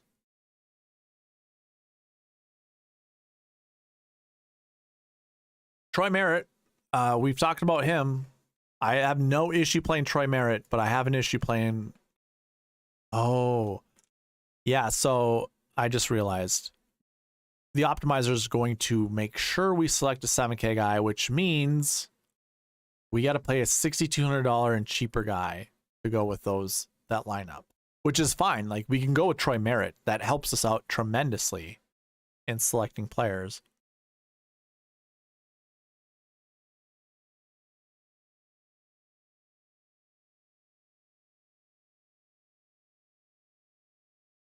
Okay, there we go. This lineup right here, shot like Harden. I like this one. Troy Merritt, sign me up. I have no issue playing him. I don't care about his price tag. He's obviously mispriced in my opinion. Thomas Dietrich, Sam Burns, Will Zalatoris, Justin Thomas, Max Homa. I like that a lot. Is Cam Young even in the field? I didn't even look. Oh yeah, duh, Cam Young, duh. I was thinking of Cam Davis for whatever reason. FOMO with Cam Young. Oh, you know what? Let's play the narrative game.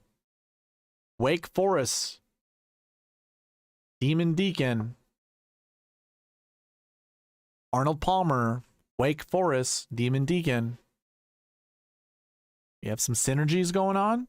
Do you think this helps Cam Young find enough motivation to get his first victory on tour? Am I tugging at your heartstrings? Are you picking up what I'm throwing down? Does he really shot like Harden? Does JT really play well in the wind? Does he really? Where are you getting this information from? Are we talking about like the time he won the Players Championship? Actually, that was when Cam Smith. That was the really windy Players Championship then, I think.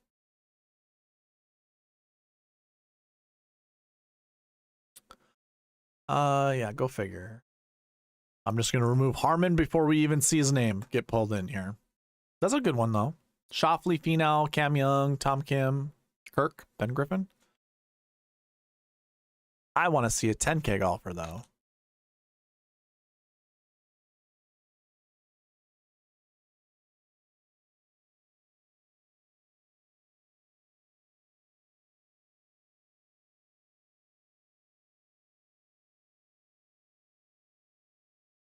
Scheffler, Xander, Cam Young. There's Ben Taylor, but I'm not sure I want to see Shoffley.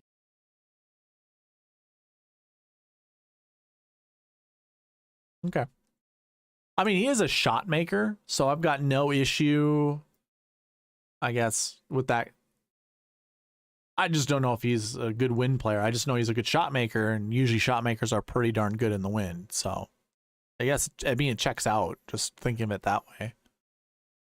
Scheffler, Cantlay, Cam Young, Chris Kirk, KH Lee, and Will Gordon. Okay. So I'm going to build one more. I want to see a Rory Cam Young lineup. Rory's getting no love from the optimizer. None. I like this lineup a lot. I think we might have already looked at this. I might have already talked about that lineup. Let's do a Rory lineup. Rory and Cam Young.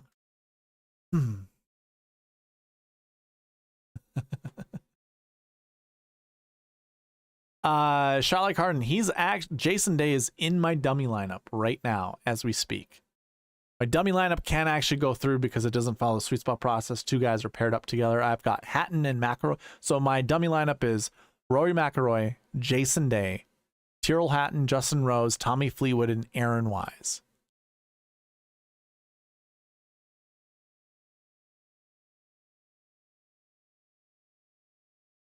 I'm confused, Jim. What did you mean?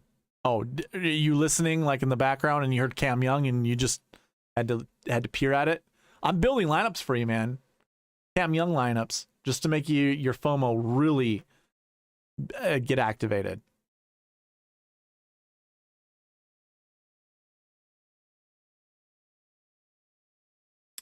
To go back to what you asked, shot like Harden, yeah, Jason Day. He passes the eyeball test for me. I think this is a good golf course for him. I'll begrudgingly play him this week. Actually, I probably don't even really mind it, if I'm being honest with you. I don't know how to feel about that shot like Harden. Have we ever been on players together and it's gone well for us? That's one thing I haven't been tracking. I feel like I track about everything else. I don't know about that one. Can two rights make a wrong? Maybe. I don't know. Here we go. McIlroy, Finau, Cam Young, Fleetwood, Wise, and Smalley. That's a lineup. Sign me up for. You know what, though? I guess I take that back. I don't want Finau in my lineup. I don't trust Finau at this golf course, if I'm being quite honest with you. No, thank you. Did we already go down this road? I can't remember.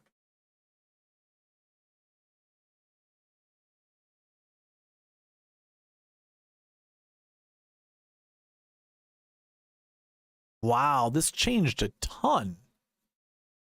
McIlroy, Cam Young, oh, Justin Thomas. Oh, this is like a disgusting lineup, but I'm gonna save it just because.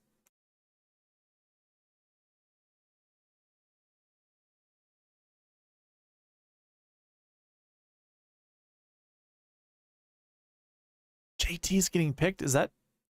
Oh my god, dude. I'm having deja vu right now. I'm having deja vu because I feel like I've done a JT, like I've built lineups that have JT in it, and both Jim and Shot Like Harden were the most recent people in my chat. This is deja vu, and I don't remember any of us winning money at that time. Maybe one of us did. I don't know. But I like Smalley and Pendrith. I'm not. I don't care if the optimizer select JT. I'm unselected. I'm deselecting JT. I'm locking him out. I don't want to see him in my lineups. Bye, JT. It's probably our GPP winning lineup right there. I'm already getting FOMO by hitting the run optimize button. Yeah, because I get garbage like this afterwards. Ugh.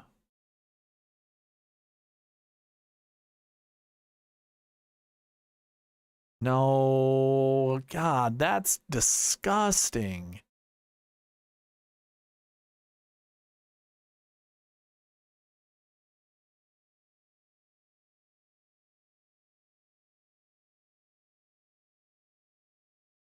Oh, man. So it's like, I like Rory so much this week. Well, I guess I'm trying to force him in with Cam Young. Okay. My favorite 7K golfers. If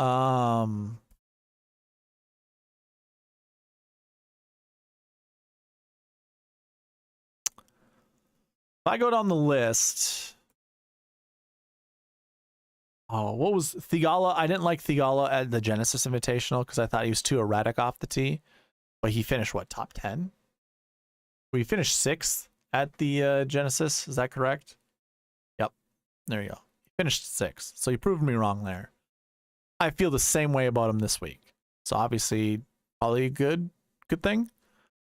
I don't care for Shane Lowry. I really don't care for Corey Connors. This is really like a good suitable price tag for him. Hold on.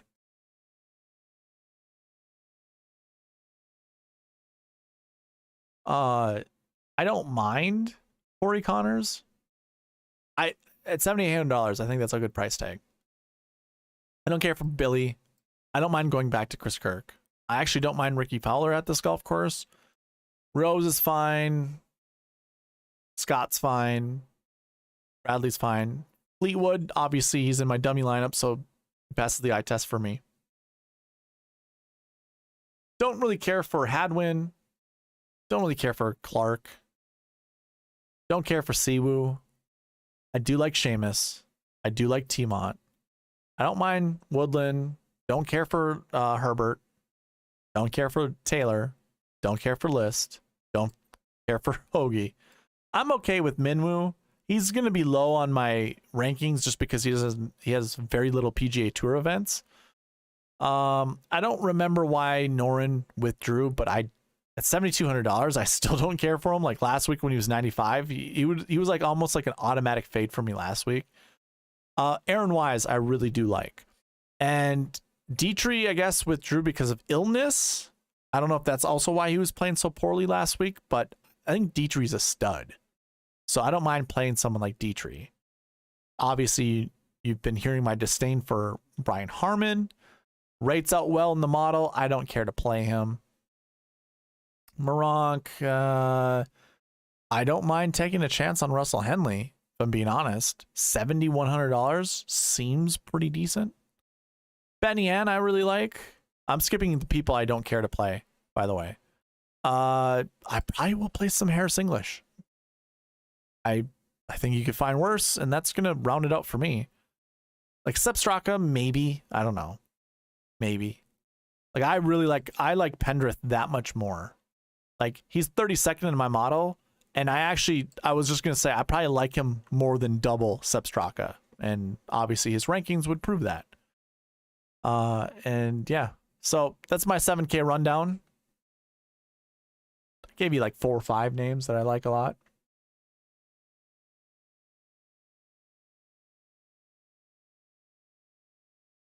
Okay. Jim goes, I was fade day all day, every day. He's back and I want to get on the train before it leaves the station. Yeah, I think whatever ailments that day had, I think a lot of it was mental, by the way. I think he's been able to figure that out. And I think a lot of it had to do with his mother being sick and passing away. Like, I think there was enough back issues, enough mental issues to affect Jason Day's play. Hey, he's not blacklisted anymore. Not for me. I'll play him until he screws me over again. Like if he does the same BS that he did like 2 or 3 years ago, where he would play one good round and then just choke it away, go full Keegan or withdraw because of a back issue, then that's when I'll start blacklisting him again.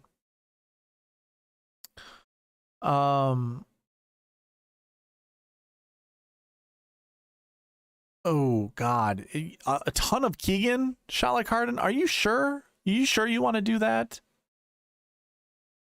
I find playing Keegan Bradley has to be one of the most maddening things to do almost of all time. Because you got to watch him and you got to see the stupid shots that he ends up hitting. Whatever, I mean, it's not like he chooses a lot of those shots. Some of them are just erratic. But it's like, man, and then putting, ugh. Just a nut job. Yeah, you and Shot Like Harden, Jim, you guys can win all the money. Trying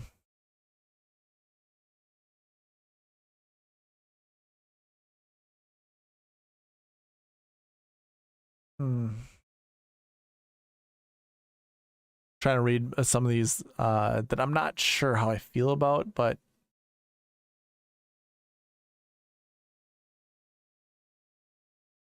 Tiemont, Tommy Fleetwood. Yep, I like those.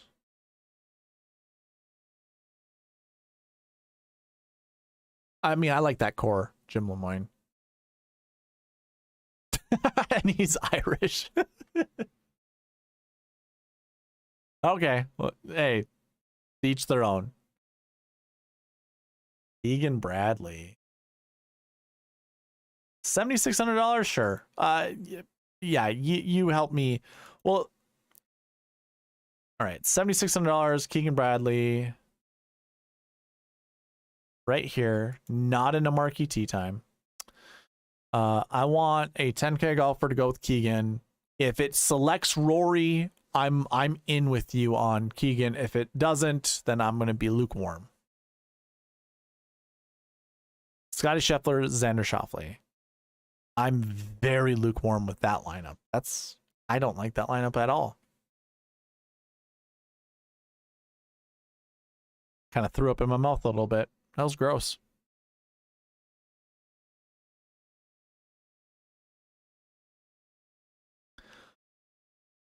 I don't care for Finau either, man. There isn't a swing I hate watching more than Tony Finau.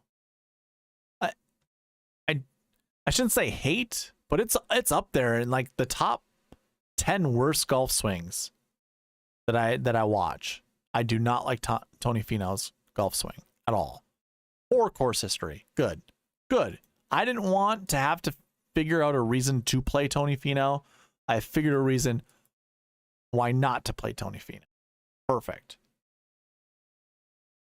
The only thing I don't like about Fowler, like, it seems like DraftKings is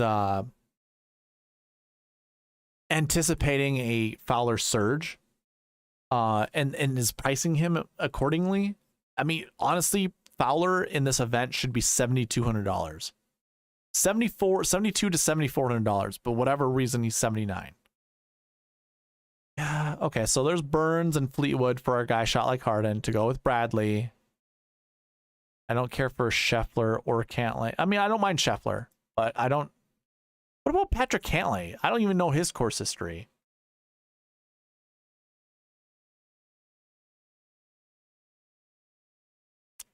Has he only played this once? I think he's probably at the bottom of the list.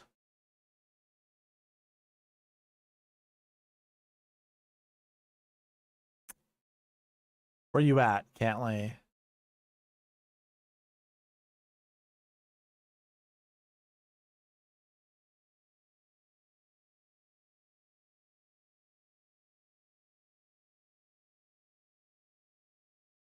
Oh, has he never played this course? Is this his first time?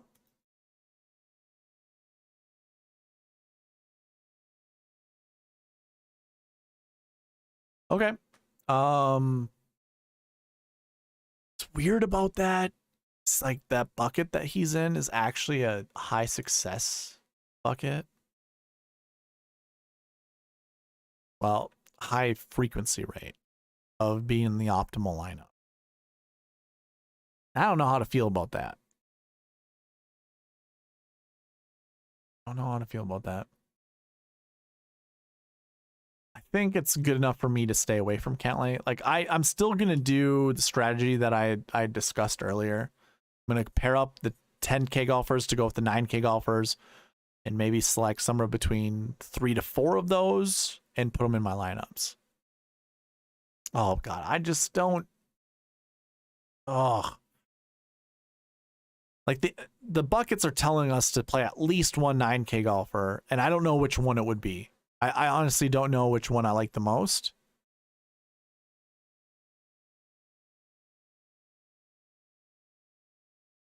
It's the first Victor Hovland lineup I've seen to go with Keegan Bradley. That's kind of cool.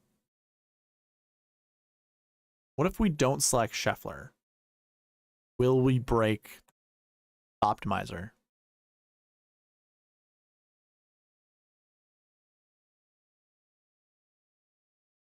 Goes with Rom. Rom, Hovland, okay. I have not seen any Rory Hovland lineups. Why is that?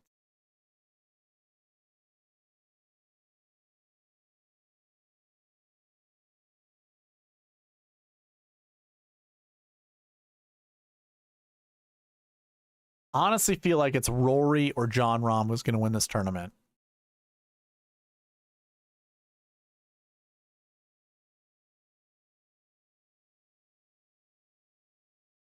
Oh, man.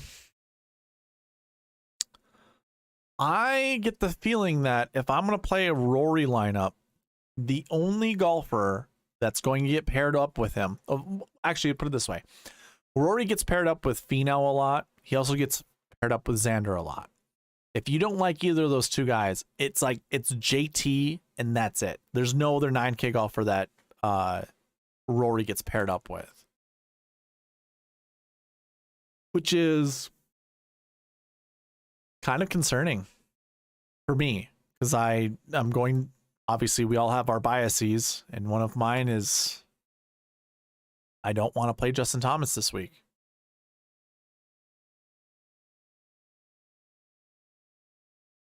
That's a good lineup. It's a lineup. I like that lineup a lot.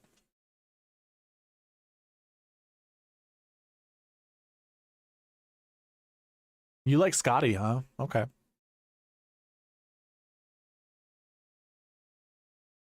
I don't mind Scotty. I'm going to safeguard myself. Like I said, I'm pairing all the 10 and 9K golfers together that aren't in the same marquee tee time, or really in the same tee time, and I'm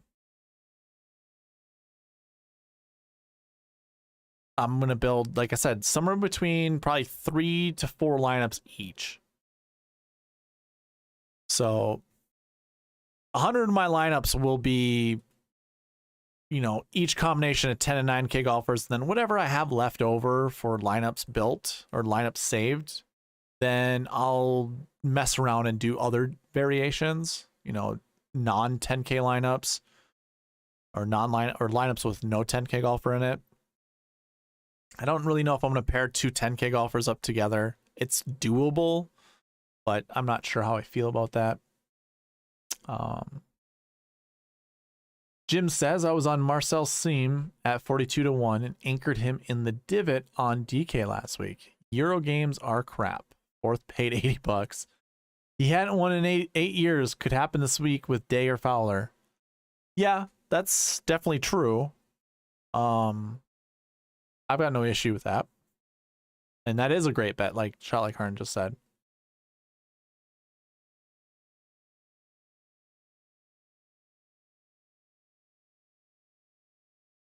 I just don't know how I feel about the only crappy thing about all of this is the wind that is happening, that is bound to happen. And even look at the AM PM splits when it comes to these golfers. Yeah, I mean, if there's even more reason for me to play Rahm or Rory, it's going to be there in the PM AM split. And then same goes with these golfers. But I'm not putting Rory and Max together. JT's in the morning.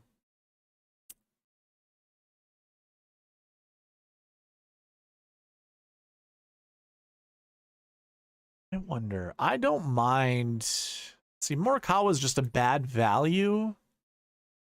And that's why he's not being selected at all. I don't mind starting like Rory and Morikawa.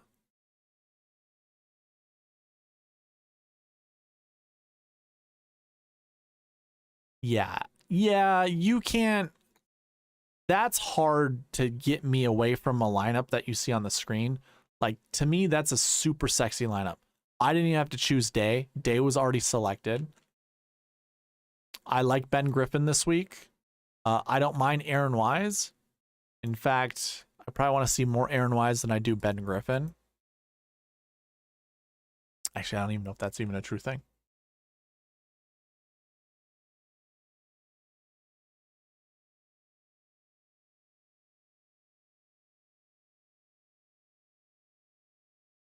What do you mean by that, Jim? A split lineup? What does it mean?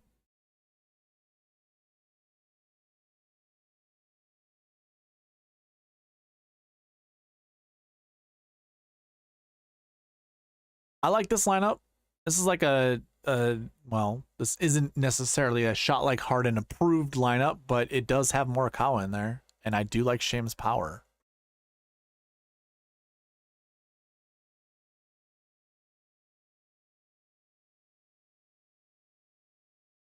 I guess I still don't understand what you mean by that, Jim. What is the split lineup? Oh, early late.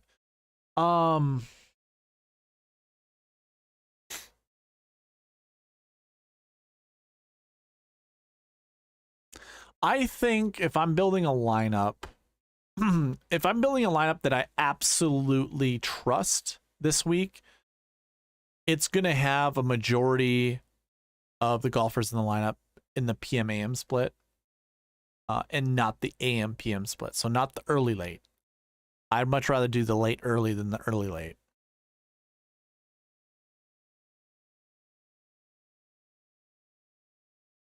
Oh, and Alex comes in with just the worst news possible. Yeah, you're right. Is that? I don't exactly know how the PGA Tour does AM PM, because, so let's see here. Because basically what you would do is, so you're talking right here. Is this actually Friday's lineup in the? I'm gonna double check on the PGA Tour website. You know, that beautiful PGA Tour website that everybody loves, that there are absolutely no gripes whatsoever about. I'm gonna go check that out. I think you can see what Friday's tee times are. Oh no, you can't. Nope. Or wait.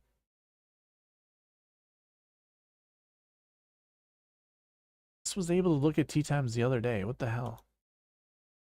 Oh, I am looking at tee times. Round one. Okay, hold on. Round two. Oh yeah. Yep, it does it that way. Okay, so too is Troy Merritt, Davis Riley, and Taylor Montgomery. Those three guys are in a lineup. So it's Keith Mitchell, or in a tee time. Keith Mitchell, Patrick Rogers, Hayden Buckley. Yeah, so I would, 10 minutes later than Brian Harman, I would trust those guys that I just said. Taylor Pendrith is up there with Ben Griffin. So duly noted, Taylor Pendrith and Ben Griffin are playing together. So if I see those guys together, I'm probably not going to play them in a lineup together. Will Gordon is one of the first tee times out. And just to note, Jon Rahm plays earlier than Rory by 20 minutes. Now, that's nearly 2 holes. It is 2 holes.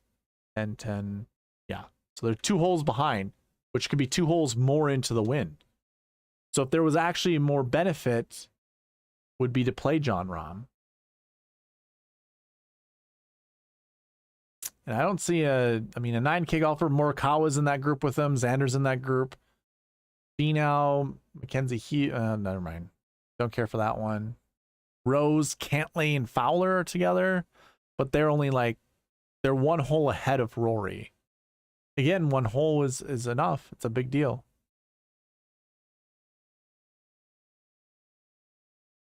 So they're teeing off at Central Standard Time. What is East?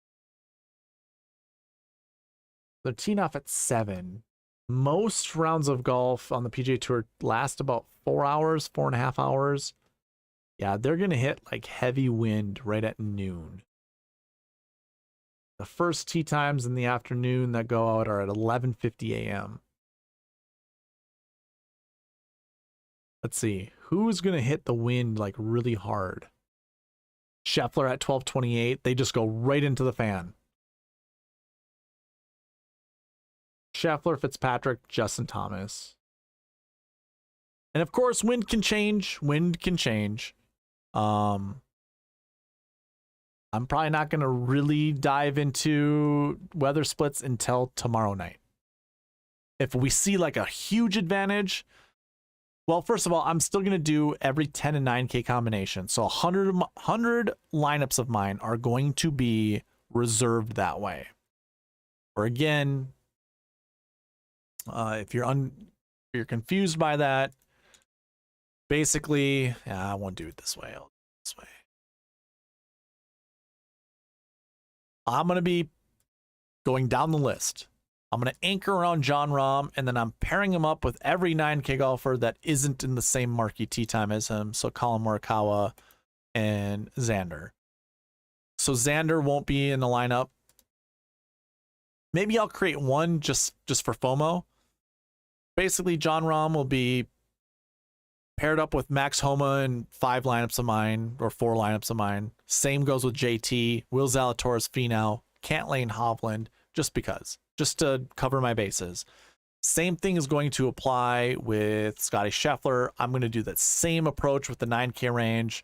Of course, he won't be paired up with JT, and I think that's it in the 9K range. That's in the same group as him. And then I'll also be doing that same thing with Rory. Obviously, we won't be pairing him up with Max Homa because they're playing together. And then that's it. I don't see the other guy that they're playing with.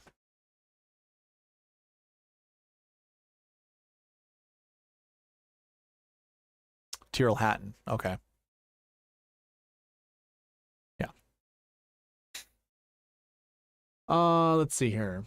I can't trust Dietrich. He ruined me. Okay, but he had an illness last week.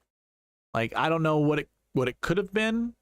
That's better than an injury, obviously. I'm leery on the wave splits after Sawgrass last year. It backfired. Oh yeah, absolutely. I'll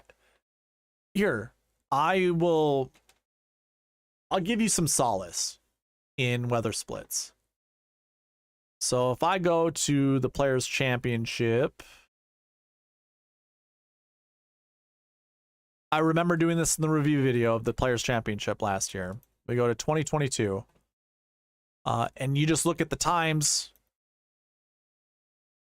So we have AM, AM, AM. Sure, that works out. All 3 of those golfers were in the optimal lineup. But then 2 other optimal lineup golfers were PM, PM.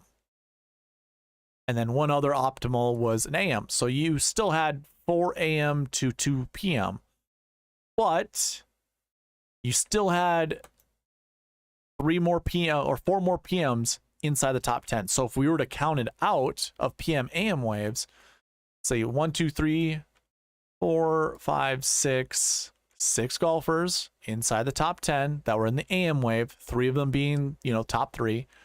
And then you had PM, PM, PM. Oh, hold on. 1, 2, 3, 4, 5, 6 in the PM wave, also inside the top 10. You had a 50-50 split when it came to weather. So there really wasn't a backfire one way or the other. You could have went heavy 6 with one side or 6 on the other side. It's usually never a good idea regardless. So I guess I have to watch what I say sometimes when it comes to like weather splits. I'll never take a definitive route. I'll never do 6 of one stack, 6 of the other stack. I'll never, ever, ever do that. Because as long as I've tracked this, it's always like 4 and 2. Or, I mean, you can always find 4 and 2, or you can find 3 and 3 and put a lineup together. Now, I guess, could we have made a lineup that's even reasonable with these guys? It doesn't look like it. That's 43,700. Nope, that isn't happening. Do I even have a realistic lineup that goes with this? I did. So I know Kisner was a PM golfer and had DJ and Victor Hovland. I think Victor Hovland was an AM golfer. DJ was a PM golfer. So we had DJ, Victor Hovland, these 4 golfers right there. These were in the SweetSpot Optimal. And that was a PM, PM, AM, AM, AM. That equaled 49,900. So and that's also what I put in the, I kind of changed it last week I have it down here, like the maximums that I do. I usually have it like this, where it's three max of AM PM golfers and 4 max of PM AM golfers. I don't have the data to back my feelings and thoughts on this, but I'm pretty sure the PM AM split on average shows up more inside the top 10 than the AM PM split. So that's why I would just leave it open to more of that. But you can see I never do 6, and if I was being really stingy about this, I'd never do more than 4. Never more than 3 AM PM, but why not just keep it open? Yeah, that's fine. So hopefully that answers that. Alex McCullough, let's see. So during the Pebble Beach Pro-Am, I don't know if you watched that at all. Day 1, Spieth was at Monterey. No, he was at Spyglass. And they got to the last hole. He was playing with Ryan Palmer, and then obviously they were with their Pro-Am golfers. They hit a shot or Ryan Palmer hit a shot onto the green. His ball came to rest.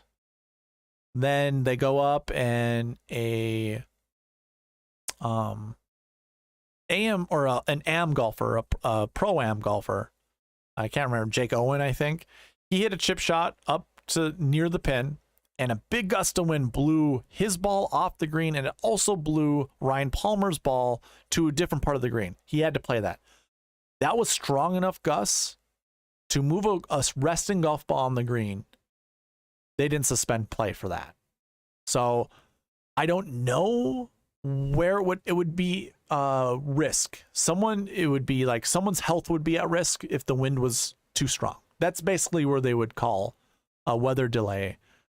Is your life would be threatened to some extent. So basically wind blowing debris fast enough to cause injury. That's the only way that they would ever delay. They would delay golf.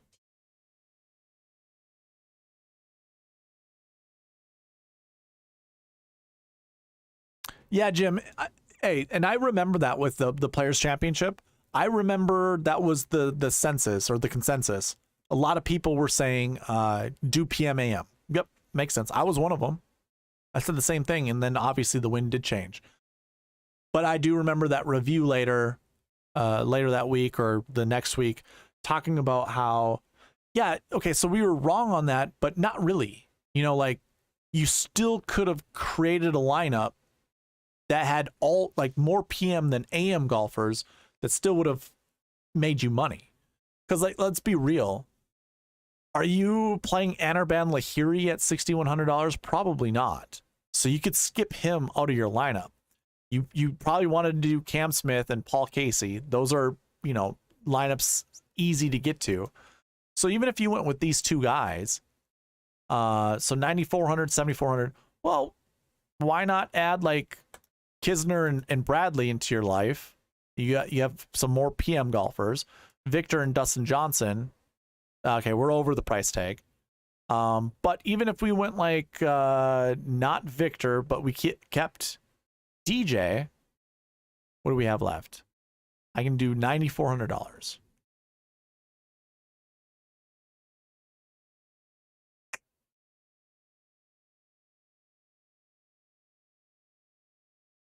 $89 would be probably reasonable, and this would just be doing 3 and 3.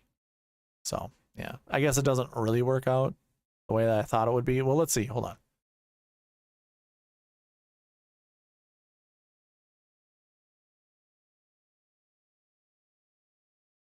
No, I want to do a 4 PMs and an AM, right? So I got PM, PM, PM, 2 AMs up here. So I need to find another PM down here that still would take down a GPP if possible. Doesn't look like it. Yeah, we probably have to fabricate something. Maybe we don't do DJ and I can do Rory down here.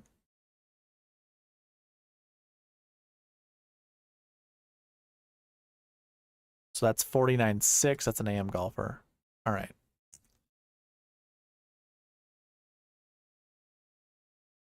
That's overpriced. Can't do that. Could do JT though. This equals 50,000 on the button.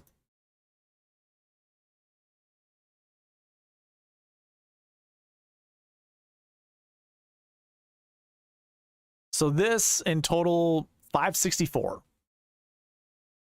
GPP winning lineup scored 560.5. So there we go. I just showed you. We just proved it. It was worth the grind. That you could have went 4 PM golfers at the Players Championship and taking down a GPP. Daniel Berger. It was Cam Smith. He was an AM golfer. Paul Casey, an AM golfer. But then you needed Kevin Kisner and Keegan Bradley, both PM golfers. Daniel Berger, another PM golfer. And Justin Thomas, another PM golfer. Those golfers together, that scored 564. And I think Big T won this tournament, the Millie Maker, right? He scored 560.5 points. So you can just say you had to get the right combination of golfers together, right? And obviously, if you put enough AM golfers together, you're going to get, the optimal lineup had mostly AM golfers. So I can argue against in 4, you still could win a GPP doing all PM golfers, or 4 PM to 2 AM.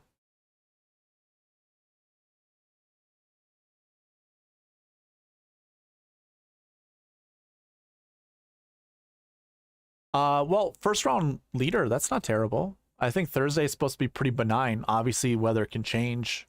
So that's not terrible, dude. All right, we're out of the Players Championship. Enough talk about that. We're not talking about the Honda. Let's close these ones down.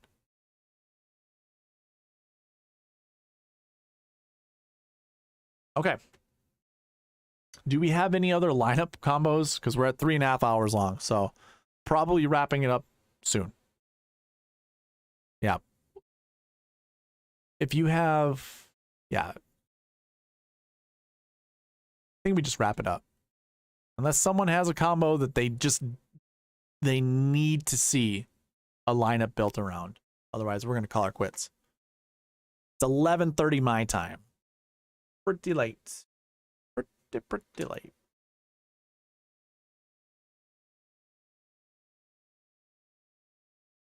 I personally don't know if it's John Rahm or if it's Rory McIlroy this week.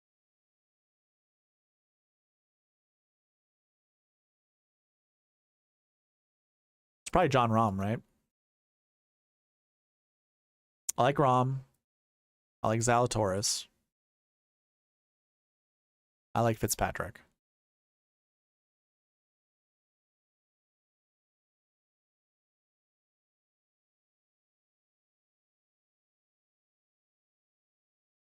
I don't care for that lineup though. I'm not. If KH Lee is the glue, I'm probably gonna abandon that lineup pretty fast. I have to give my top 3 golfers. Oh, Jim, no, I won't do anything Puerto Rico Open. Because I had the late start on the week with putting everything together. I'd just open up the DraftKings salary thing and just talk about the golfers that pass the eye test for me. But for buckets and sweet spot process, I've got nothing. Nothing this week for the Puerto Rico Open. Save your money. No need to play it.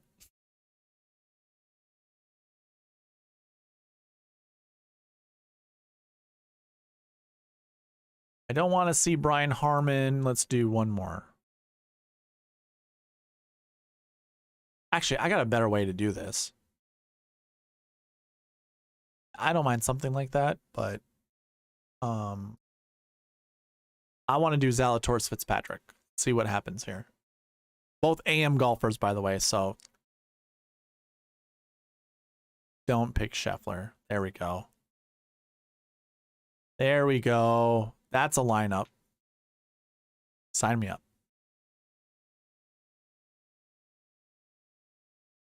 JMO's an AM golfer. Is that how many AM golfers is in this lineup? 3 and 3. That's fine. I'm cool with this. probably my favorite lineup, one of my favorite lineups building this week. All right, guys. I think that's going to do it for me. Just a reminder for giveaways. We are 4 subscribers short of reaching the monthly goal of 500 subscribers. Let me just double check. Are we on that number still? We got one more. We're 3 away. We need 3 new subscribers, and I'll be giving $50 away next Monday. So that's how the subscriber giveaway works. Rewarding those that participate on the channel. We have goals. We want to hit goals. So if you can do your part, reaching out to other people, saying, hey, this guy's okay. Listen to golf. That'd be wonderful. We can get up to our goal. We're at 497 now. I just make that update on the fly. Why not? We have the capabilities of doing that. Boom. 497 out of 500. So that's available. I mean, I'm giving $50 away next Monday if we get 3 new subscribers. If not, I'm giving a t-shirt away with this logo on it. Shot Like Harden's in the chat. He's got one of those. Barry couldn't make it, but one was just sent to him. This is available. And of course, I do a $5 weekly giveaway just by participating on the channel for each video I put out this week. I'll be cutting this one up into several different videos just to help out with the YouTube algorithm, you know, all that good stuff. So if you want to go and jump on those videos and comment on them, that's how you get more entries into these giveaways. Again, participation points, essentially. So that's your weekly and monthly giveaway. And then also Prize Picks. If you want to sign up on Prize Picks using the promo code SweetSpot, put $20 in your account, I'm going to give you your $20 back. That way you can play it for free. Prize Picks will match your deposit up to $100. So you can put up to 100. Up to you, but I'm allowing you to play it for free just by using the SweetSpot promo code. So there's a link in the description for that, and hopefully throughout this video you were following along with the cheat sheet. The optimizer is also available. Just email me at sweetspotdfs@gmail.com. Be subscribed. Send me that email saying I would like to use the optimizer, and then comment down below. And then that way I know that you're subscribed, you're participating, and I'm going to reward you by sending you the optimizer. Outside of that, that's all I have, gentlemen. Thank you for everyone participating in the chat. Alex, Jim, Shot Like Harden. I think Alex McCullough. Well, I already said Alex. I'm sorry. Ryan, Big R Colts fan. Chad Eckert, Ryan McQueen. Joanne, thank you for participating. Everyone else. MD, and just quickly scroll through. I think that's everyone. If I miss someone, I am sorry. I appreciate you coming in and chatting with me. That's all I have for you.